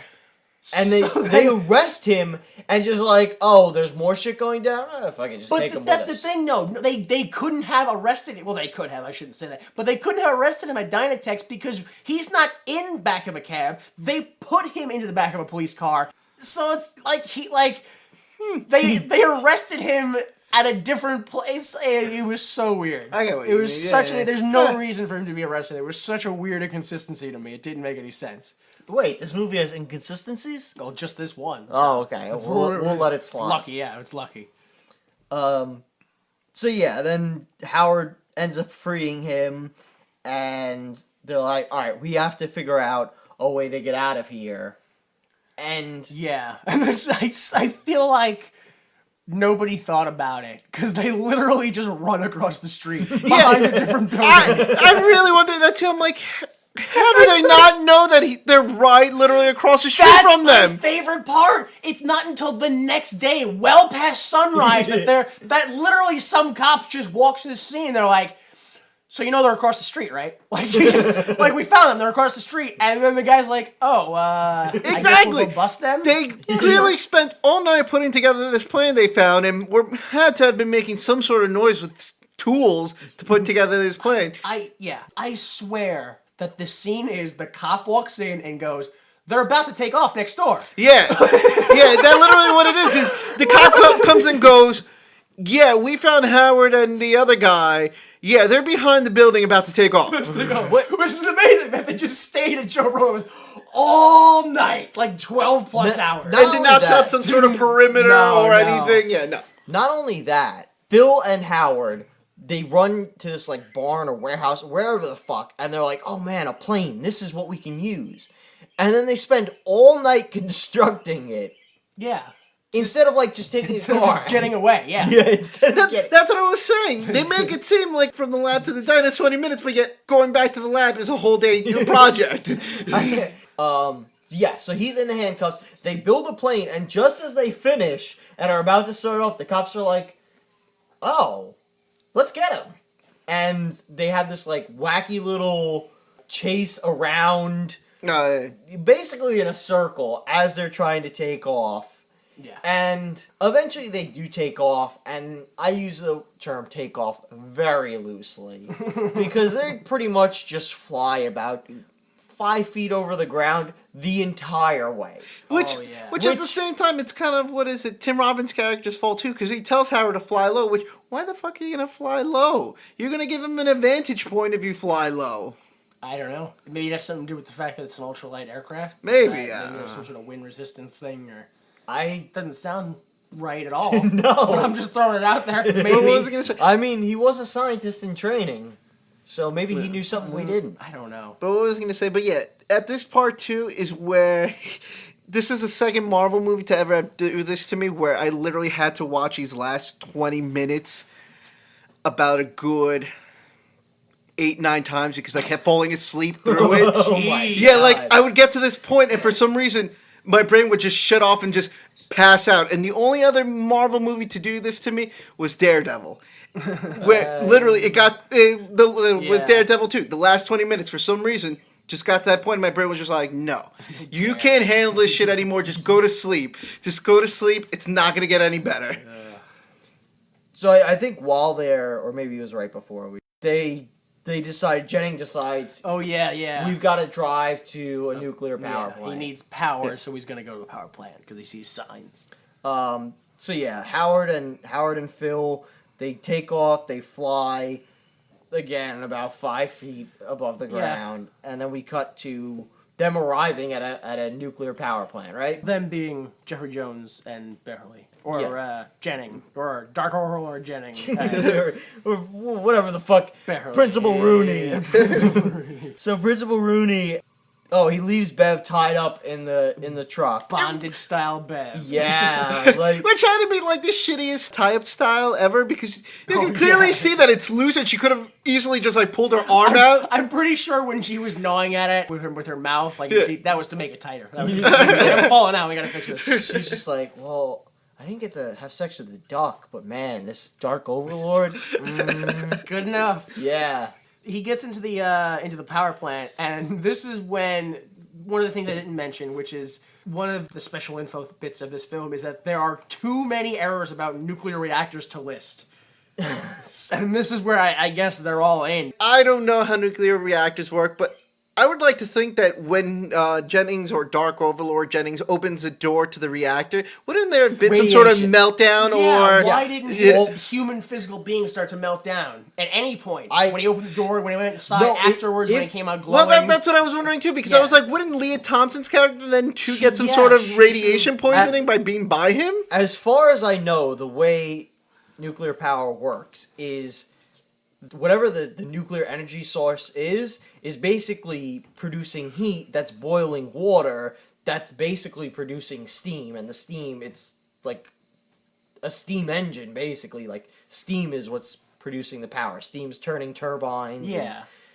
So if he accessed the radioactive material, we're talking like fucking Chernobyl level shit. Like Cleveland is done.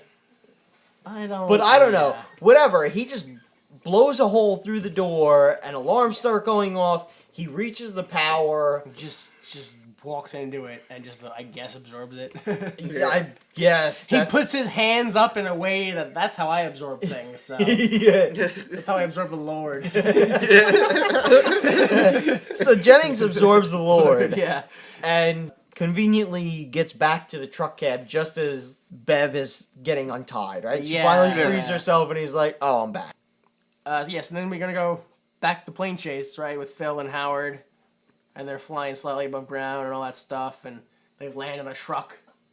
Yeah, they land on the top all of a that truck. stuff. Yeah, and they is this the or is that the other one? This one. is- They fly over like a farm truck, just like a pickup truck with like produce in it. Do you know if that's now or if that's the next one? No, I believe Well, this one. there's It's in this there's one. a part where like a pickup truck just kind of swerves sideways. Yeah. And the driver gets out and just ducks. Oh, yeah. Yeah. That's all he does. He gets out of the car and he ducks so the plane doesn't hit him. Yep. Seconds later, the police car crashes. at like 90. They plot that man is dead. He is dead.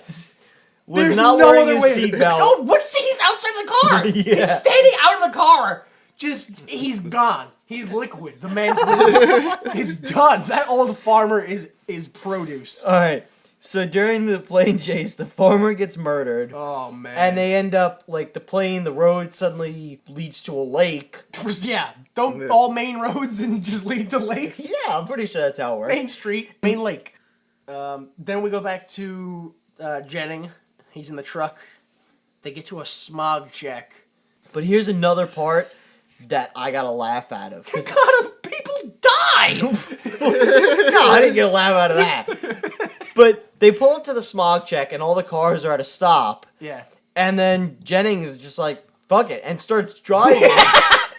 And he starts pushing the cars. He doesn't even try to go around. No, he Not just starts. even a little bit. So the car right I think I know where you're before going. the Yep. truck, as he walks by, some black dude leads his head out the window and just goes, "Whiplash! Whiplash! I'm gonna call my lawyer." And I fucking died. Yep. I died at that too. I thought that was pretty funny also that just him was the only one complaining. Okay. It was just because obviously, like, the truck barely tapped him, but you know, Yeah, whiplash, I know, whiplash.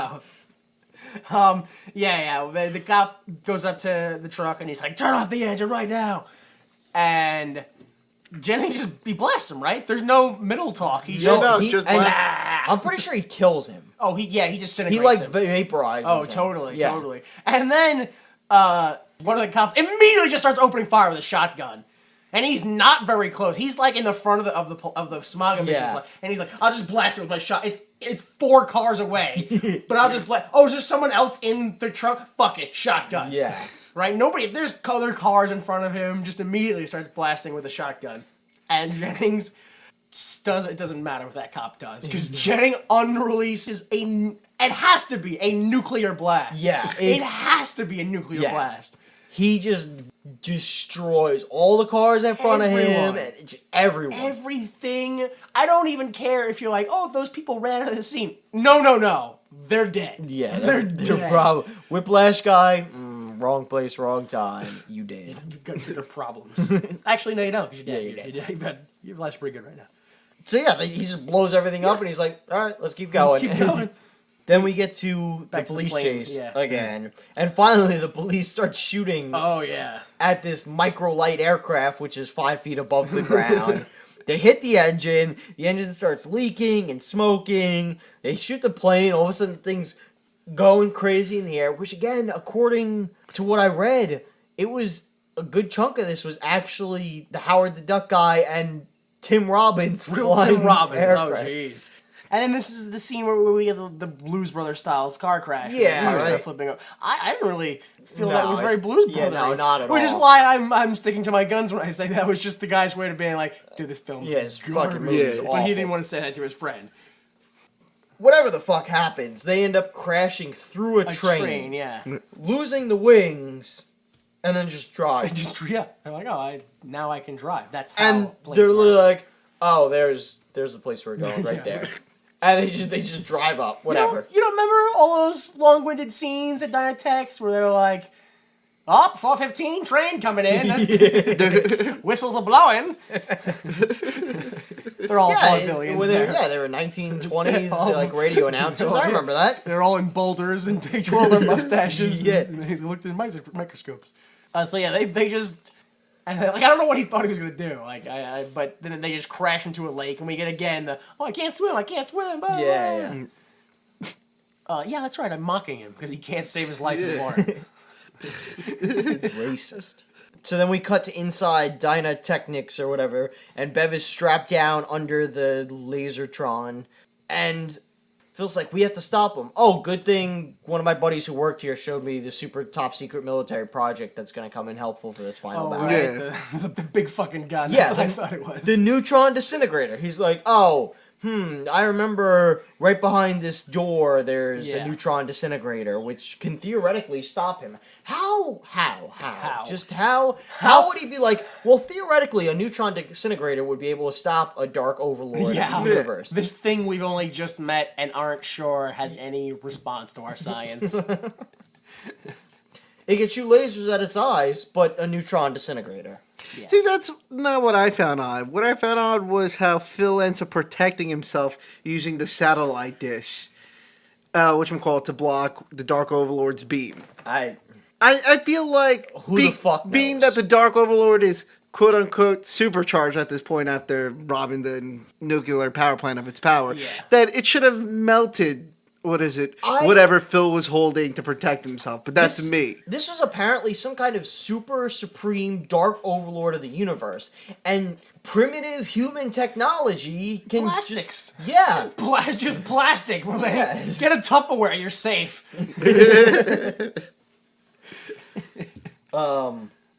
So what are they what are they doing? They find like a little golf cart or something. They tape it to that. Yeah, they set up the neutron disintegrator. And they're like, all right, now you just have to sneak up on Jennings. Boom, hit the wrong button. Yeah, hit the wrong button. Fly right through the doors. Drives all over the place. Crashes. And this is when Jennings is like, well, guess I'm going to fuck y'all up. Yep, starts throwing his powers around. He's like evil breaths them away. After first he uses the laser. He like, uses stops Superman. He with uses the dish super breath or super whatever. Breath, yeah. And then goes to kill Howard and Phil. And again, like you said, Phil he picks up and he's like, a satellite dish. Okay. Which it wasn't even like, I'll just grab this. It was like literally, quick, I'll just grab this thing next to me. Yeah. So, like, it could have been anything and they would have been like, yeah, and it works. No, because the mop deflects. Yeah, you grab the mop and there's a thick buildup of bacteria that would deflect cosmic rays. Yeah, I mean, that's how, It's like a nunchuck style because the braids and the ropes, they're tight enough that the density... And then, like, the density was, like, so much that the lasers... That'd be great. Just George Lucas and Valley Girls doing it. Well, I think the lasers... actually, lasers, they're not really like that. Well, I don't know. I've had experience with... I don't really care about your experience. I read a book last week. It was 50 Shades of Grey. But it doesn't matter, because I read it, and it was good. And it didn't even have lasers. Whatever. So Did they even say that anymore? Whatever. Is that like, are we 103 now? Yeah, I don't think there are Valley Girls anymore. I'm pretty sure that I'm not sure there were ever really Valley There Girls. were. I think that was just the movie Clueless. That Yeah. was it. That's all it was.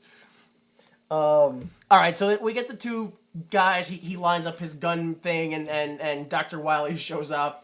Because at this point, Jennings, I think, looks like Dr. Wily from Mega Man. He's done. And they do like a Wild West showdown. Oh, absolutely. They like the music and like the music gun and the like hips. Jennings actually like throws back his overcoat as though he's going to grab guns, and then just does jazz hands. Oh man! Like Howard revs the engine. Jazz hands. I wish I could talk to Jeffrey Jones. Dude, I want to talk to him and be like, how did you make your head almost explode as the Dark Overlord? There is... I found a picture somewhere. There are 4 different makeups for him, for the process of him evolving. Oh. So it could have been makeup. But yeah, no, I mean, I got a picture. It'll be thrown up on the various web spaces that we have. So yeah, they start shooting the energy at each other, and we get this crazy DBZ style, at least that's what I feel it is, this crazy Dragon Ball Z style energy explosion where the beams are just crashing into each other. Yeah, like, oh, whose side is more stronger? And then Howard starts driving towards him, so it starts getting closer, and then there's a big explosion, and then like nothing happens. Everyone's absolutely fine. It didn't what was going to happen if one of them had got hit by either beam? Like, what was going on that both beams somehow managed to cancel each other out? I just want to stop you. Okay. Because I was curious. I was like, is Jeffrey Jones dead? Well, I don't know if he's dead or not, but in 2003, Jones was arrested for possession of child pornography. Oh, yeah, that's right. Of soliciting a 14-year-old boy to pose for pornographic pictures. Yeah. All right, then. Oh, man. So Uncle Touchy, he goes and he gets into the fight with Howard, right? They cancel each other out. Dragon Ball Z blast, and it looks like it reaches the Dark Overlord. It looks like everything just explodes. Looks like there's gonna be a crater left. Yeah, but there's not. Everyone is absolutely fine. Yeah, and it doesn't even look like anything was moved or jostled. Oh yeah, it looks like someone just put one of those cheesy After Effects fireballs over, because that's basically what happened. Yeah, and everything is fine to an exuberant point, because now even Jennings is fine, I think. Yeah, Jennings is back to normal, yeah. It blasted the Dark Overlord out of him. Yeah. Which, apparently, the human body can take a hell of a lot. Yeah, I don't know what it is that, like, their powers are, that apparently they're very effective, but also don't affect us at all. Well, he felt all of his organs transforming, and then, like, the thing was clearly inside of him. We saw the tentacle come out, and then somehow an explosion just, like, knocks it loose. Like, let's give it a good jostling. Yeah, it's like you just hit him, and this enormous monster just falls out of him. It's just like a vending machine. Just gonna give it a good nudge, and the thing will fall. Exactly. Yeah. Howard shot him with the thing. The thing somewhat killed Jennings, and Jennings pooped it out. Yeah, it's like when you shake a vending machine, and then an 18-wheeler full of candy falls out of it. This is basically what happened. Came up and just gave it the old Fonz tap. And so just everyone is very excited that, everything's fine or whatever. But the Dark Overlord is apparently still alive. Yeah. And now he's into, which I wrote down here, that's just another DBZ, which is, you fools, this is me my final form! Which, I gotta say, I found Jennings as the Dark Overlord way scarier. Oh, than the actual Dark Overlord. Than the giant claymation Rancor monster. Yeah, every Lucas monster looks like the same thing, doesn't it? Yeah, it's... Why not? You got somewhat of a good idea. Might as well continue with it. Might as well drive it into the ground, right? I guess, if that's the plan. He's doing it very well at this point. Well, what if we just make the monster look like the other monsters? We already built it. We're just not gonna use it again. I was just about to say that. Yeah, that's probably what it came down to, was him going, fuck it, why not? We have it in storage. But you didn't use the Lucas voice. It wouldn't have been as funny. Yeah, if you don't do the Lucas voice, you're not talking correctly. To me, I hate to break this to you guys, but the real point of this podcast is just to do impressions. I don't give a shit about movies. Yeah. I just want people to do bad impressions. That's the real comedy. So, we get the final form of Overlord. And they reveal that the laser's still counting down, right? No, it didn't start yet. It has the 4-minute marker, which I'm called, but... Oh, no, the computer's like, Dr. Jennings, would you like to initiate the laser fucking magic? And it reaches goes, its tentacle. And yes. Thank you, Dr. Jennings. That was so cheesy, where it was like, would you like to? And I was like, yes. I'll press the yes button. Hundreds of thousands of keys on a console. Oh, I'll press the yes one. Yep. Yes. So, the tentacles come out. One of the tentacles flicks yes on the tractor beam, and then the other tentacle grabs Howard by the leg as Howard tries to get, back to the neutron disintegrator. Right, yeah. Which, this next part I found weird, his statement, because Jennings throws him, what is it, like a saw blade cutter to Howard so then he can cut the tentacle. And for some reason he goes, oh, time to cut the salami. Is that what he said? Did he say that? Yeah, when he goes to cut the tentacle, he goes, time to cut the salami. I was just like, what? What? Why? Yeah, exactly. I'm like, that makes no sense. Is that like I know there was like time to make the donuts. Yeah, but, like, is that was that like HR Salamis? Like, was that their motto? our salami? I don't know. Whatever the fuck salami. What's for motto. like? What does HR Buffett stuff do?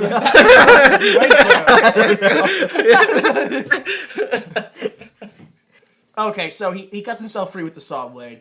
For some reason, Bev and Phil just get trapped in some magical force field that the Dark Overlord doesn't use on anybody else. No, I thought it was his disintegration vision, but for some reason it was time delayed. Yeah, that's what I thought so too. it looked Oh, like it they were was- like phasing out. Yeah, that's what I thought. Yeah, because as the scene continues to go on, you see them struggling, and then he shoots them again. They're like, "Oh no!" as they're like fading in and out. I genuinely thought they were just having a horrific reaction to being paralyzed for a moment. I thought they were just like, I can't move my arm! Ah! Like, just losing it. Like they thought they went into a coma or something. No, but here's the thing: when he kills the cop earlier, he like bzz, and vaporizes the cop Instantly, yeah. and he's like, "I'm gonna go," zzz, and just like half-ass this one, and they were like, we're being disintegrated for like the next 5 minutes. It's so much better when you, it seems like they got paralyzed and they just immediately gave up on life. Oh, no. Just immediately. I don't want to live in a wheelchair. Not even rationalizing, just hysterical. Just no words, just losing their shit. So they're in their disintegration paralyzation beam or whatever the fuck. They are not happy about it. Yeah, they're not happy no matter what. No. Maybe they're melting, maybe they're just freaking out. Yeah. That doesn't matter because Howard, he just comes around and he blasts them. Well, yeah, he Dark drives the Overlord, truck yeah. over the Dark Overlord's foot, or his tail, or whatever the fuck, and then blasts him with the neutron disintegrator. Is that it? Right? He just Yeah. He just blasts them. yeah, he's just okay. Well, I guess I'm Well, dead. this is where I blast you. Yeah, That's what the script says, right? yeah. So then, yeah, that's it. Literally, he blasts him and he's gone. Yeah. It's done. The Dark Overlord's dead. Dark Overlord's dead, but then they're like, "Oh no, the Dark Overlords are coming Yeah. from space. You have to destroy the laser." And Bev's like, "No, but Howard, you won't be able to get back home." And then he's like, "Oh fuck it, whatever, Yeah. whatever the fuck." And you see, it pans up, and you see the Dark Overlords like, "Here we come, we're almost here." Yeah. And they blow up the laser, and then they're like, "All right, never mind, we're gonna leave. We're leaving by." Yeah, why? They're already being pulled within visible range to Earth. Why wouldn't they just fall and scatter to Earth? That's what I don't Yeah. understand. Yeah. Beyond that, though, what I don't understand, the Dark Overlord, Jennings, Yep. he says at some point when they're in the truck that the Dark Overlords can't survive on Earth without being inside a human body. Yep. That's why he wants, Yeah. whatever, Lea Thompson. So, he was going to bring 8 of them. They all weren't going to fit in Lea Thompson. You don't know. She's a loose girl. Clearly there's no specification. I mean, the one that went in Jennings was fine. Yeah. So why does it need Lea Thompson? It could take anyone else. They could find a crazy person that would willingly come. They don't need, there's so many options with So it. he could have gone home and started a cult and And then, even so, what, unless maybe they do and they're not revealing it, nobody knows how the Dark Overlord got in Jennings. or out of Jennings. Or out. So, theoretically, they're all just being led to their fucking doom. They're all gonna come to Earth and go, wait, here on Earth, and just melt, because they can't survive. Except for one. There's no nuclear power plant anywhere for them to just suck up. Yeah, he's kind of stole all the nuclear power. He really, it wasn't so much as I want to bring everyone to Earth, it's more like, yeah, I'm gonna genocide my whole race, so I'm the only king left. For a Dark Overlord of the universe, he's not very bright. And not as powerful as you would think. I guess. Maybe it's because he doesn't have the internet. Could be. Could be. That's probably it. Yeah. So whatever the fuck. They blow up the laser and the Dark Overlords just leave for some reason. Yeah. Howard blasts the whole machine. He's not getting home now. It's a very large explosion. I guess maybe that's it. Maybe the force of the blast sends the monsters back. No, you're not buying No, that I'm shit. not buying. No, I still don't buy that a laser can pull stuff across space. There's a tractor beam. I don't know. It's... Nope. Nope. All right. Bev and Phil, when they look for Howard, they find him. He seems to be dead. But then he starts talking like a dark overlord, and they freak out. But it turns out he's just faking. He's like, oh, just fucking with ducks on you. So and then Bev and Howard, they hug, and then Phil laughs. Which I really thought this was going to be the end. But there's still another scene. Yep.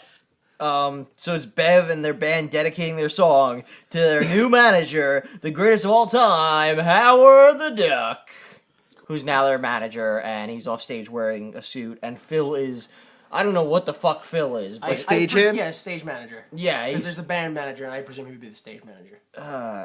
and Yeah, I don't know why he's like, there's no reason for him to be able to manage a band. no, Like, I don't... he's out of his Whatever. mind. Yeah. But I guess he's fucking one of the girls, Yeah, so yeah. they gotta do something for him. Not even that. What I find kind of funny and dumb at the same time is after they put Howard on stage. Well, to be fair, they don't actually put Howard on stage, I don't think. He just kind of falls on Yeah, stage. because all of a sudden, Phil is like, Howard, can you pull that rope? And he pulls the rope. No, and he's not like, that no, one. no, wrong one. And the speaker he's on lifts up all the way up into the catwalk, up Yep. above Yeah. the curtains. Then, I guess, because he's backstage, moves moves over. center stage, And then slowly and then lowers slowly down. descends into the middle of the stage, at which point, nobody misses a beat. Nope. And Phil immediately hands Howard a guitar. Yeah, and that's what I find hilarious is Howard's next words are, "What do I do with this?" Clearly, you have proven to be an artist in your Yeah. past, so why are you acting like you've never fucking seen a guitar before? Yeah. And clearly, you made up the song that they're fucking singing. Yeah, that's a little, yeah. What a dick. He wrote a song about himself. About himself. What a piece of shit. Who does that? He literally... What a piece of shit. I don't know when, because there's clearly some sort of disconnect here. Because there is at least one step between blowing up a government installation and headlining at some sort of rock concert. And the police were presumably... At the very least, evading arrest. Yeah. All of them. And really, shouldn't there still have been some kind of, like, police scene? Like, shouldn't that place have been, like, cordoned Why was off? it suddenly abandoned? Like how like somebody gets shot at McDonald's, like the suspect was seen at Walmart, and everyone just leaves McDonald's and goes to Walmart. They shut down all the lights. They take the tape back, like, no, we gotta save this, we're gonna use it again. They erase the chalk and everything. And that's when we get them playing the song, and that's it. They play it to the credits. And again, we get this, they go off to the side for an intimate moment, and then just look really close in each other's eyes. But don't actually kiss. But even it's though they've already implied. kissed, and It's even though implied. she said, "Yeah, he's my boyfriend," but now they gotta be like, "Oh no, now we're definitely not gonna do anything sexual." It's implied she's gonna get that duck dick. Yeah, like it. And probably has by this point. Because some period of time has passed where they went from playing in shitty bars to now they're performing on a pretty Right. large venue. Yeah. They have had sex multiple times, and she may be pregnant with duck babies. I don't, know how interspecies things would work. Yeah, I don't know how interspecies. But- But I'm saying maybe. Perhaps. No, yeah. I'm sure they've tried a lot. Yeah. And then they're going to find out she's barren and can't have kids. That's the And then he leaves her. What? Oh, man. Oh god. Okay, so Dunzos. That's Howard Duck. What do you guys think? The movie was just so, like, whatever the fuck. Like, there was barely Yes. a plot. There's Oh. barely a reason. And again, like, it had a villain that, until he reached his final form, was pretty fucking terrifying. Movie had no idea what the tone wanted to be. Yeah. How this movie was PG, Exactly. I don't even know. Oh man, that's amazing to me. But yeah, this movie had no idea what the No, fuck. yeah, there were no character arcs. Nope. No character. There was no. real story. Nope. There really wasn't a story. No tone No. even. Yeah. There was no growth in anyone. No, all we learned was Lea Thompson had a thing for duck dick, and that was pretty much it. Like, as horrific as we made this film seem, it really has to have been made for kids. Yeah. It had. I'm not saying it's good for kids to watch, Only- but it was made for them in mind. It had to have been. Yeah, because only kids can be stupid enough to not care about like plot. The fact Yeah. of the story. Yeah.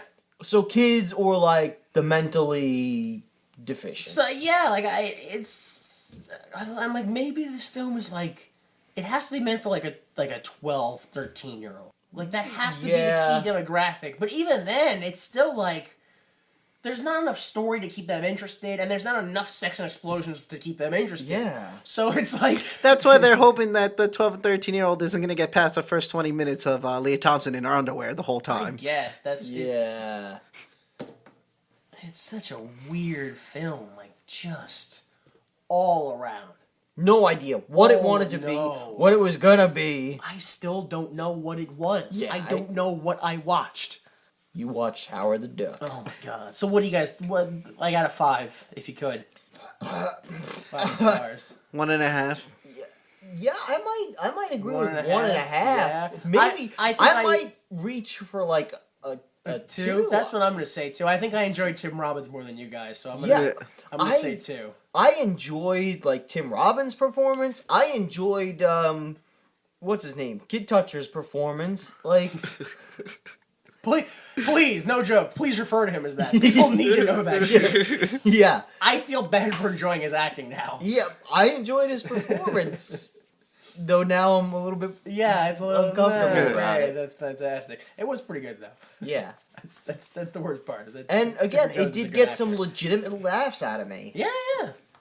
Like I said, she took my eggs. It's fantastic. There's no reason for that line. It's great. Yeah. It's total. It's insanity. All right, so let's go ahead. Let's get some. What did we say this was called last time? We didn't have anything, right? We, Yeah, Yeah, no. Just it other was people's second opinions. opinions. Yeah, just. First one is called Fluck the Duck. These people, you don't have to give it a title. So if you give it one, you must have a purpose in mind. This movie is too dark, too violent, and too dirty to be a PG/kids movie. The human actors, mainly Beverly and Phil, are morons at best. The special effects are just as bad as the effects from the angry video game nerd. The appearance of Howard the Duck is so unconvincing, I can't stand to look at it. The chase scenes are super boring. It's just as bad as Under the Cherry Moon. I give this a -0 out of 10. -0. First off, it's out of 5 on this website, so I don't know why he bumped it up to 10. But -0. Negative. Let alone 0 can't be negative So, to yeah, begin so with. again, this guy giving it a 0 doesn't fucking help our case. Yeah, great. Potato job. Brains over Yeah. here is telling us his math skills. Fucking wrestle dude. Yeah, Perez is calling guy. Beverly and Phil a moron. Could add his name to it. This next one is titled Great Special Effects and a Spectacular Story. Sure. Well, of course, though, it was written by a customer, which means they didn't sign in when they did it. It's anonymous, yeah. This movie... Which means it's written by George Lucas. Yeah, it must have been. I don't know. Maybe it's by Lea Thompson, because it says here, this movie, in one word, is fantastic. Lea Thompson does a great job acting, and so does the duck. Truly a classic to be seen by all. 5 out of 5 stars. Yeah, the duck. Which implies that this person thinks that was a real duck on that stage. At no time were there any actors in any suits. No, there's a real anthropomorphic duck. Giant anthropomorphic duck, yeah. Insane. 5 out of 5 stars, I guess I didn't say. This next one is titled Best Movie I Have Ever Seen. E. Nelson is the guy's.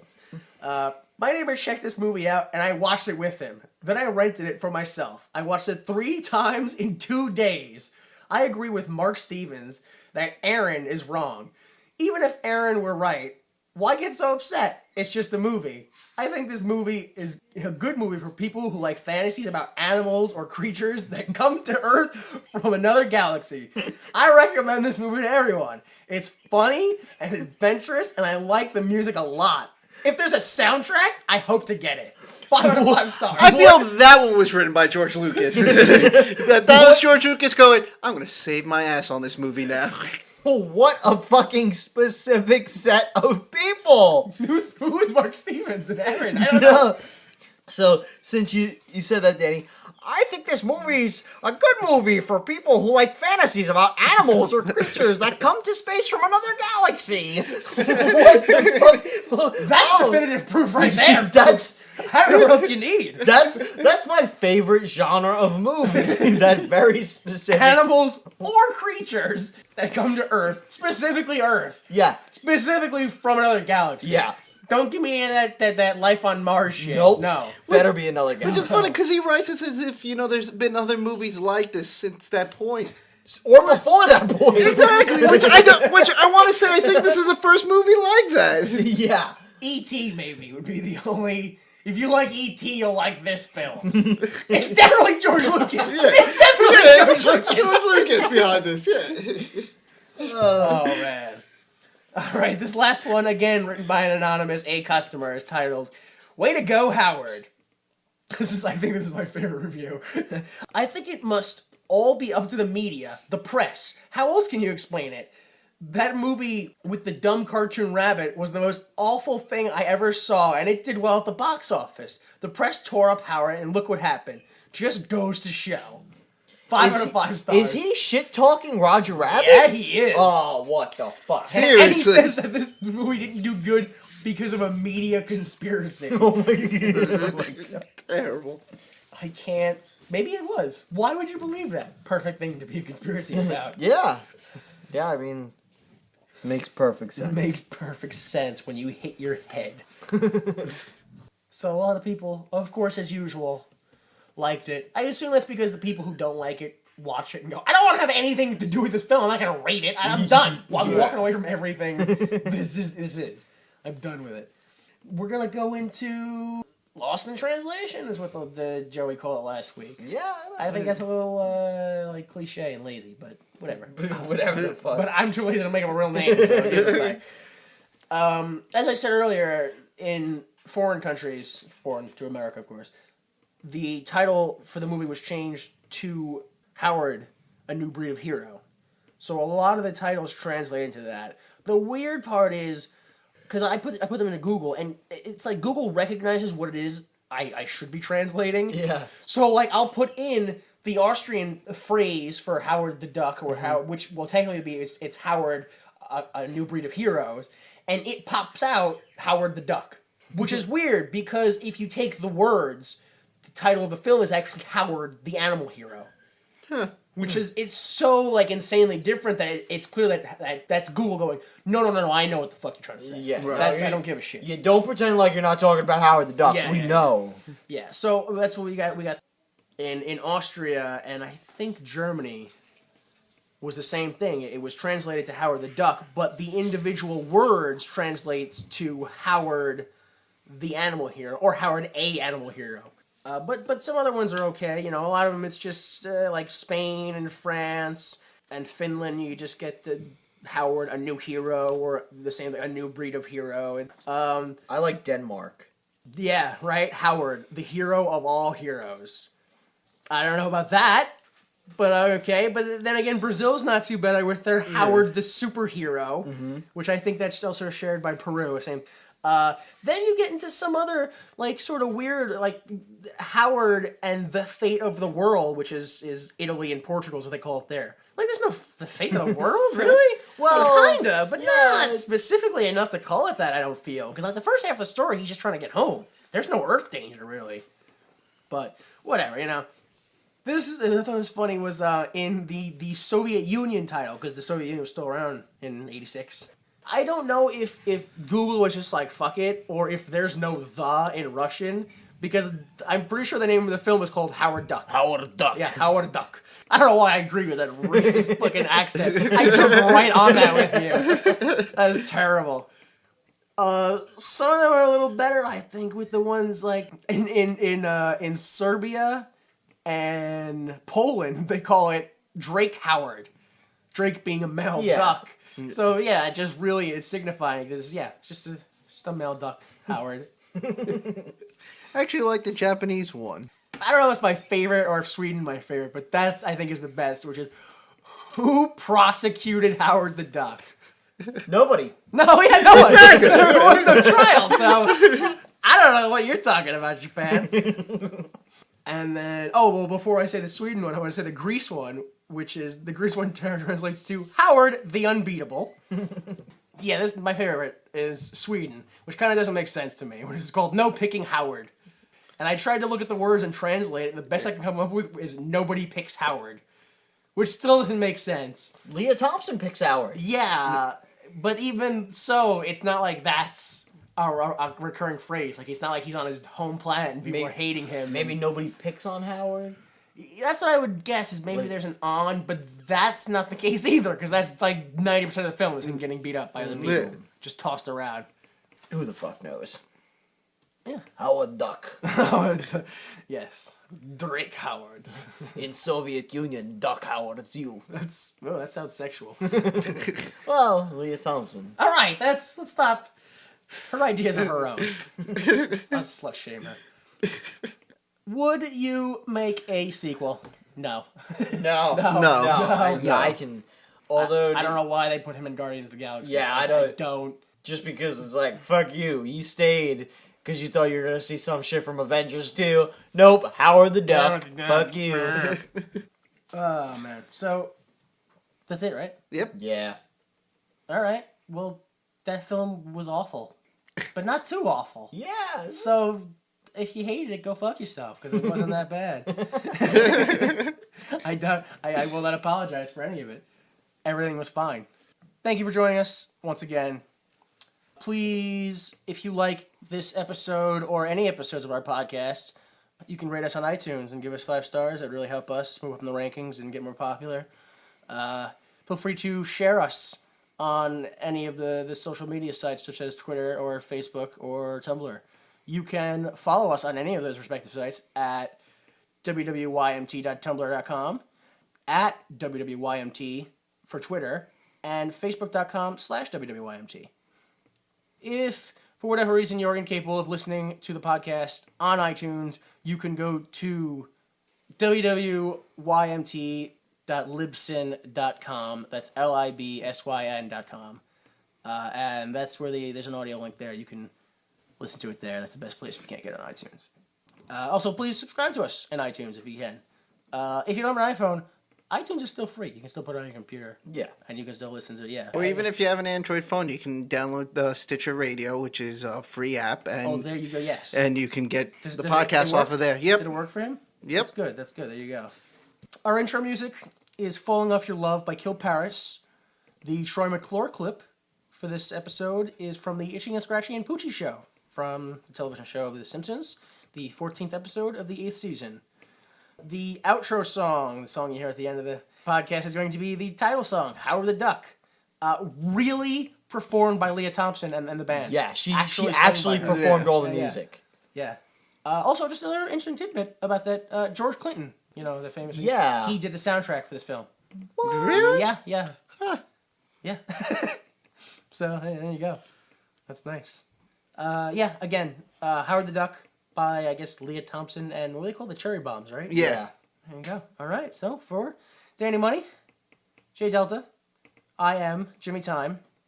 Please remember that without the mistakes of others, we'd be forced to endure the pain of failure ourselves.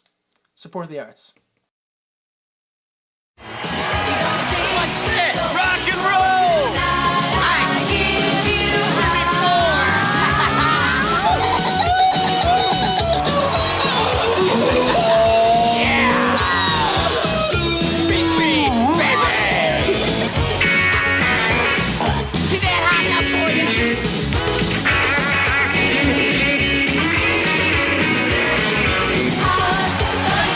Yeah!